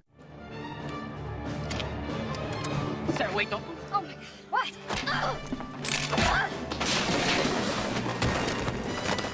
Meanwhile, Casey discovers that Decker authorized a kill order on the entire team, sparing only Chuck and Sarah. True to his style, Casey doesn't ask questions. He simply eliminates all of Decker's agents, but payback comes fast. During a party at Devin's house, Decker shows up with the police and arrests Casey for murder. In the midst of this chaos, Morgan tries to recover his memories by watching Star Wars. Casey, who still hasn't forgiven Morgan for what he did to his daughter Alex, decides to get revenge by dropping the biggest spoilers of the saga. Later, he hands him the first 3 Indiana Jones movies, conveniently forgetting to mention there's a 4th one, a more than fitting punishment. At the Buy More, things also end up at the police station. Lester tries to poison the new, responsible Jeff with exhaust fumes and ends up arrested for attempted murder. Just a normal day at the store. Casey is locked up in prison for murder, though he convinced Lester, who is there for attempted murder, that the reason is unpaid parking tickets. Chuck and Sarah offer him an escape, but Casey refuses. The defeated mood makes Chuck question the future of Carmichael Industries. Before he can overthink it, both of them are darted out of nowhere. When they wake up, they are face to face with Decker. The deal is simple. If Chuck tracks down the source of the dreaded Omen virus, which could wipe out the entire internet, Casey walks free. In prison, Casey is pulled into a closet by a guard. It's actually Gertrude Verbansky in disguise. After a quick conjugal visit, she offers her skills to help the team. To track the virus, Chuck dusts off his hacker habits, reviving his old alter ego Piranha. He discovers that the creator, Colin Davis, is hiding in a compound. When Chuck, Sarah, and Verbansky raid the place, they find out it's a new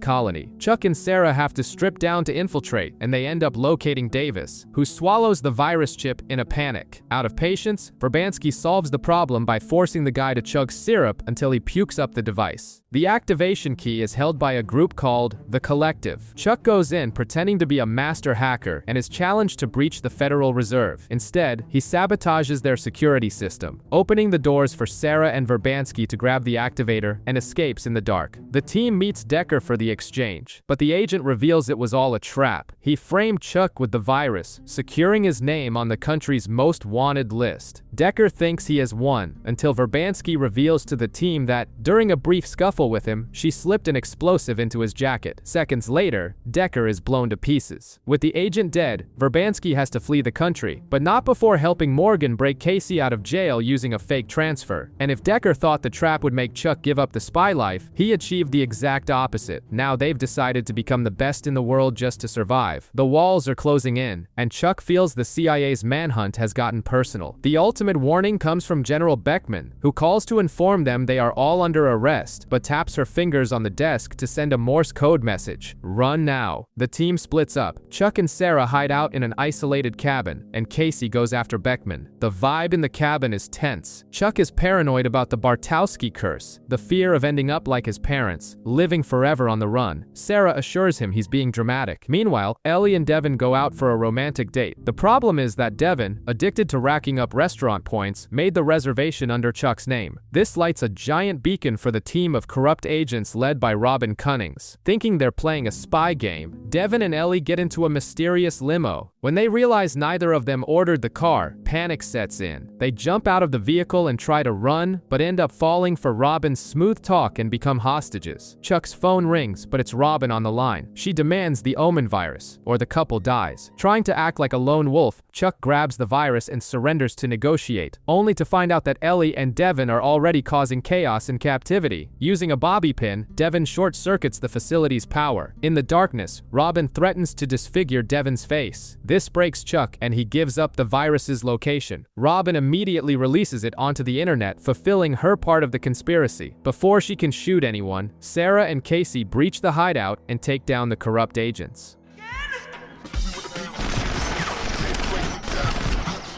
With Robin captured, Beckman manages to force her to expose the conspiracy. Like bureaucratic magic, all charges against the team are dropped, and Casey's record is wiped clean. Chuck promises Sarah that the Bartowski curse is over and that he will never go rogue again. Everything seems peaceful once more, but the Omen virus continues to silently infect databases around the world until the electronic locks of a maximum security prison cell slide open. Christmas Eve at the Buy More is always chaotic, but the Omen virus infecting computers worldwide elevates the panic to another level. While Big Mike tries to calm down a local TV crew by focusing on what really matters, buying presents, in a maximum security prison, the digital chaos opens the cell doors. And guess who casually strolls down the hallways? Daniel Shaw. The guy doesn't waste time. He breaks into Castle, surprises Sarah, and since he has the intersect in his head, beats her to a pulp. Shaw ties her to the ceiling and calls Chuck with a very holiday villain-esque demand. If Chuck doesn't break into Decker's CIA office and steal the Macau device within 3 hours, Sarah gets the Krampus treatment and won't wake up for Christmas. Breaking into the CIA is suicide, so Chuck turns to General Beckman. Their disguise? When the alarm sounds and the guards show up, Beckman literally grabs Chuck and plants a kiss on him to pretend they were there for, let's say, non-professional reasons. The things you do for national security. Back at Castle, Shaw thinks he's won the game. Chuck hands over the Macau device, and believing he's about to upgrade to the Intersect 3.0, Shaw puts on the glasses. What he didn't know is that Chuck infected the file with the Omen virus itself. Shaw fries his brain by downloading malware straight into his own head, losing his powers instantly. Without the Intersect advantage, it's a fair fight. Shaw still manages to grab a gun, but Ellie, who had refused to go home, appears out of nowhere and knocks the villain out with a blow to the head. Never underestimate a protective older sister. Christmas is saved. The family gathers. Casey gives a talking teddy bear to his daughter and even approves of her dating Morgan, and Beckman even shows up to the party. But Shaw gets the last word. Back in prison, he receives a visit from Sarah and drops a bombshell, asking if Chuck knows about the baby in Hungary. The mention of Hungary brings back a ghost straight from Sarah's past. 5 years ago in Budapest, she worked for a CIA handler named Riker. The mission was to retrieve a package, which turned out to be an orphaned baby girl who had inherited an absurd fortune. Figuring out that Riker only wanted the child for the money, Sarah did the only right thing. She vanished with the girl and gave her to her own mother, Emma, to raise in secret. In the present, Chuck tries to set a romantic mood by surprising Sarah with the keys to their dream house for the weekend. But Shaw's warning changes everything. Knowing Riker is after the child, Sarah puts on her old lone spy armor and tries to handle it all by herself. Chuck, of course, won't let her. He offers the help of Carmichael Industries, treating Sarah like a client. No questions asked, just support. They track down Riker's contacts, complete with Casey casually threatening to rip out a henchman's lung in exchange for intel. Sarah tries to infiltrate Riker's hideout, but ends up captured and discovers that it was Shaw who leaked the information. Luckily for her, Chuck and Casey arrive just in time for the rescue. The problem is that Riker manages to plant a bug in Sarah's hair and discovers the child's location. A desperate race to Emma's house begins. When Riker kicks the door down, thinking it'll be an easy grab, Sarah is already there waiting. The fight between the two is brutal. No fancy gadgets or crazy plans, just pure survival. Riker nearly strangles Sarah, mocking her for being a fool who always works alone. But the sound of gunfire outside proves he's dead wrong. Taking advantage of the distraction, Sarah stabs him, ending the threat once and for all. With the little girl safe and Chuck finally meeting his mother-in-law, Sarah gets a reality check. She confesses to Chuck that she doesn't want to go back to the CIA. What they want is the normal life they planned, and to seal the promise, the two carve their names into the doorframe of their new home.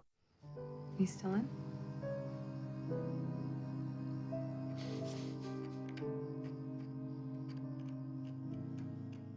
Chuck is chained to a wall, facing a villain sharpening a machete, ready to cut out his tongue. And what does Chuck do? He starts blabbering about his company's new mission statement, focused on emotional care for their clients. Before he is silenced forever, Sarah and Casey storm the warehouse and handle the situation. This focus on the client comes in handy when Gertrude Verbansky hires the team to protect her during an arms deal in Miami. Even though the contract is real, Verbansky clearly just wants an excuse to drag Casey into a romantic weekend, going so far as to force him to wear a tiny Speedo to blend in. The deal with the arms dealer Falcone quickly turns into a trap. Falcone tries to double-cross them, revealing that the weapons have a code preventing friendly fire, but Verbansky is one step ahead. She uses Chuck, Sarah, and Casey merely as bait while her own strike team steals the weapons. Casey is furious about being treated as a distraction and walks out on the mission. Trying to fix things, Chuck attempts to give Casey some relationship advice and ends up making a total fool of himself. He was so focused on everyone else's problems that he completely missed the obvious signs that Sarah might be pregnant. Casey himself has to point it out to him. The test comes back negative, leaving them both relieved, but the seed of a normal future is firmly planted in their minds. Meanwhile, Verbansky's solo mission in the Everglades goes terribly wrong. She gets captured, her team is wiped out, and Casey receives a $10 million ransom demand. He shows up with a briefcase full of counterfeit cash, and an insane firefight breaks out. Amid the chaos, Sarah Sarah accidentally blinds herself with a flashbang. Chuck has to step up to the front lines alone, but just as the cartel boss corners them, Sarah comes out of nowhere, driving a Humvee blind, and runs the guy over. Far from the Miami mud, in the basement of the Buy More, Jeff and Lester are convinced that Captain Awesome is a super spy and end up leaning against a wall with wet paint. They break through the wall and discover Castle. The only diplomatic solution Morgan can come up with is knocking them out with tranquilizer darts. Emotional customer care, but only to a certain extent. Wiping Jeff and Lester's memories seemed easy enough. A fake trip to Vegas and some knockout gas. The problem is that no one accounted for the tolerance of a completely sober Jeff. The duo realizes it's a sham and heads back to Burbank, determined to uncover the secrets of the Buy More. Meanwhile, Sarah is so paranoid about the spy life that she almost shoots the paperboy. She decides it's time to quit. The plan is to pivot Carmichael Industries into a cybersecurity firm. No guns, just computers. Everyone agrees. But Sarah makes the fatal mistake of any action movie. She says they just need to do one last mission. It's a guaranteed recipe for disaster. The mission involves an amnesiac Morgan, a video of himself rocking frosted tips, and a pair of Intersect glasses locked in a vault. A trail of text messages on his phone leads him to Vail, Colorado, and a contact named BD. Believe it or not, BD is actually Bo Derek. It turns out she's a spy working for Nicholas Quinn, a rogue former CIA agent who wants the Intersect at any cost. The team discovers the glasses are hidden at the Buy More branch in Vail. The retrieval goes smoothly enough, but Jeff and Lester have tailed the group and end up caught in the middle of a shootout with Quinn's goons. Casey knocks them out again, writes, "We are not spies," on Jeff's arm with a marker, and ships them off to the real Vegas. It seemed like the perfect ending. The team decides to retire, and Sarah calls Chuck to celebrate, but Quinn kidnaps him. When Sarah goes to the rendezvous point at the pier to attempt a trade, she gets ambushed. With no way out, Casey out of ammo, and the team cornered, she makes the most desperate decision possible. She puts on the glasses and downloads the Intersect.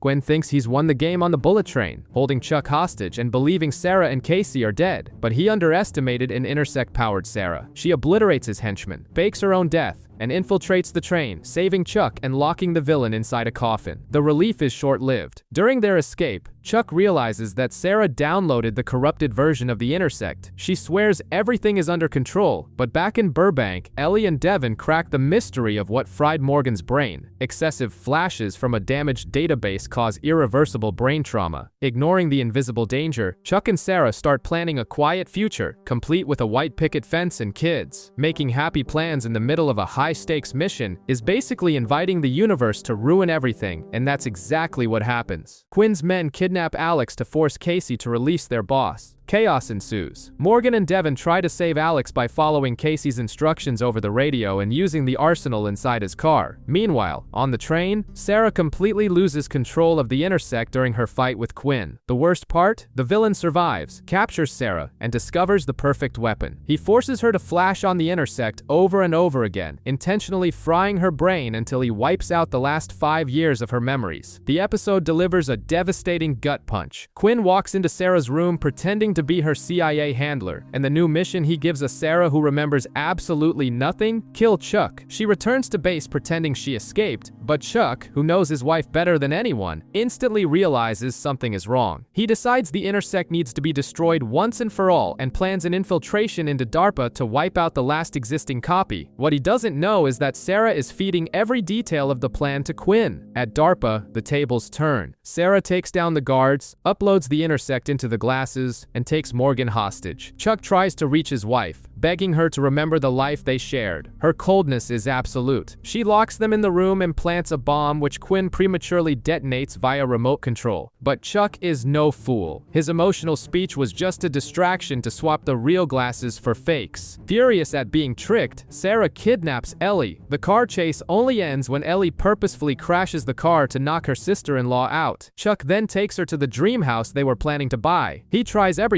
tells her their story, and gives her a final choice: take the glasses or stay with him. True to her new programming, she chooses the mission and pulls a gun on her own husband. She only hesitates to pull the trigger because she spots Sarah plus Chuck carved into the doorframe and freezes, remembering she did it herself. Quinn shows up, confesses to manipulating everything, and shoots at Sarah, but Chuck jumps in front and takes the bullet to his Kevlar vest, giving her a chance to escape. In the end, there is no magic miracle. Casey gives Sarah the DVD logs from her old missions. She watches them them, realizes Chuck was telling the truth, but the brain damage is already done. She goes to him and says the words that hurt more than any bullet. She believes his story, but she doesn't feel it. Sarah says goodbye and walks away to hunt Quinn down, leaving everything behind. 2 weeks have passed. Quinn is brokering a deal for a key component to fix the Intersect aboard a commercial flight, except he's not alone. Sarah has infiltrated the flight, thirsty for revenge for having her memories wiped. Before she can pull the trigger, Quinn sniffs out the ambush, but Sarah does what any elite spy in an action movie would do. She blows the door open and skydives out. Meanwhile, Chuck has hit rock bottom. His family convinces him to try and win Sarah back by appealing to her emotions. To track her down, they rely on Jeff and Lester's stalking skills, using a network of contacts that is better left unquestioned. Ironically, Sarah herself shows up at the Buy More. She just wants to use Castle's resources to track Quinn through a German arms dealer. The mission takes them to Berlin. Chuck desperately tries to rekindle their past during the op, but Sarah only has eyes for the target. The chase eventually forces them both undercover behind the counter of a Wienerlicious. And here's a crucial detail. Sarah instinctively begins rearranging the cups, exactly the same way she did in her first cover job as Chuck's handler. Her memory isn't entirely gone. The brief moment is cut short when Quinn walks in, kills his contact, and holds the team at gunpoint. Chuck has the perfect shot at the villain with Casey's gun, but his classic aversion to killing speaks louder. He fires a warning shot into the air, which by pure bad luck scores a direct hit on the invisible helicopter carrying Casey himself. Casey, operating under strict orders, arrests everyone. It takes Morgan to throw it in his face that the team is the veteran's true strength. With his conscience restored and the squad reunited, they discover that the final component Quinn is looking for is hidden inside a medal on General Beckman's uniform. The villain's plan borders on madness. He steals the component and straps a sound-triggered bomb to Beckman right in the middle of a concert. If the music stops, the whole place blows up. Salvation falls into the laps of Jeff and Lester, who take the stage to perform Take On Me to stall for time. Yes, the electronics store cover band literally saves hundreds of lives. On the roof, Sarah doesn't hesitate and finally takes Quinn out. Chuck retrieves the Intersect glasses, but faces a brutal dilemma. There's only one download left. He planned to use the machine to restore Sarah's memories, but to defuse the bomb, he has to upload the system himself. Chuck sacrifices his wife's mind for the lives at the concert. After the flash, it's Sarah who remembers the solution, the Irene Demova virus from their very first mission, disabling the explosive and proving that the old Sarah is still alive inside. The dust settles, and the group goes their separate ways. Jeff and Lester score a record deal in Germany. Morgan and Alex move in together at Casey's old place. Casey leaves to go after Gertrude, and Ellie and Devin relocate to Chicago. Taking Morgan's advice, Chuck goes to the beach that has always been the couple's sanctuary, and finds Sarah. She asks him to tell her their story. Chuck recounts the entire journey and at the end mentions Morgan's theory that a magical kiss would bring all her memories back in true Disney fairy tale style. Sarah looks at him, feeling the weight of their history, and asks him to kiss her, and he does.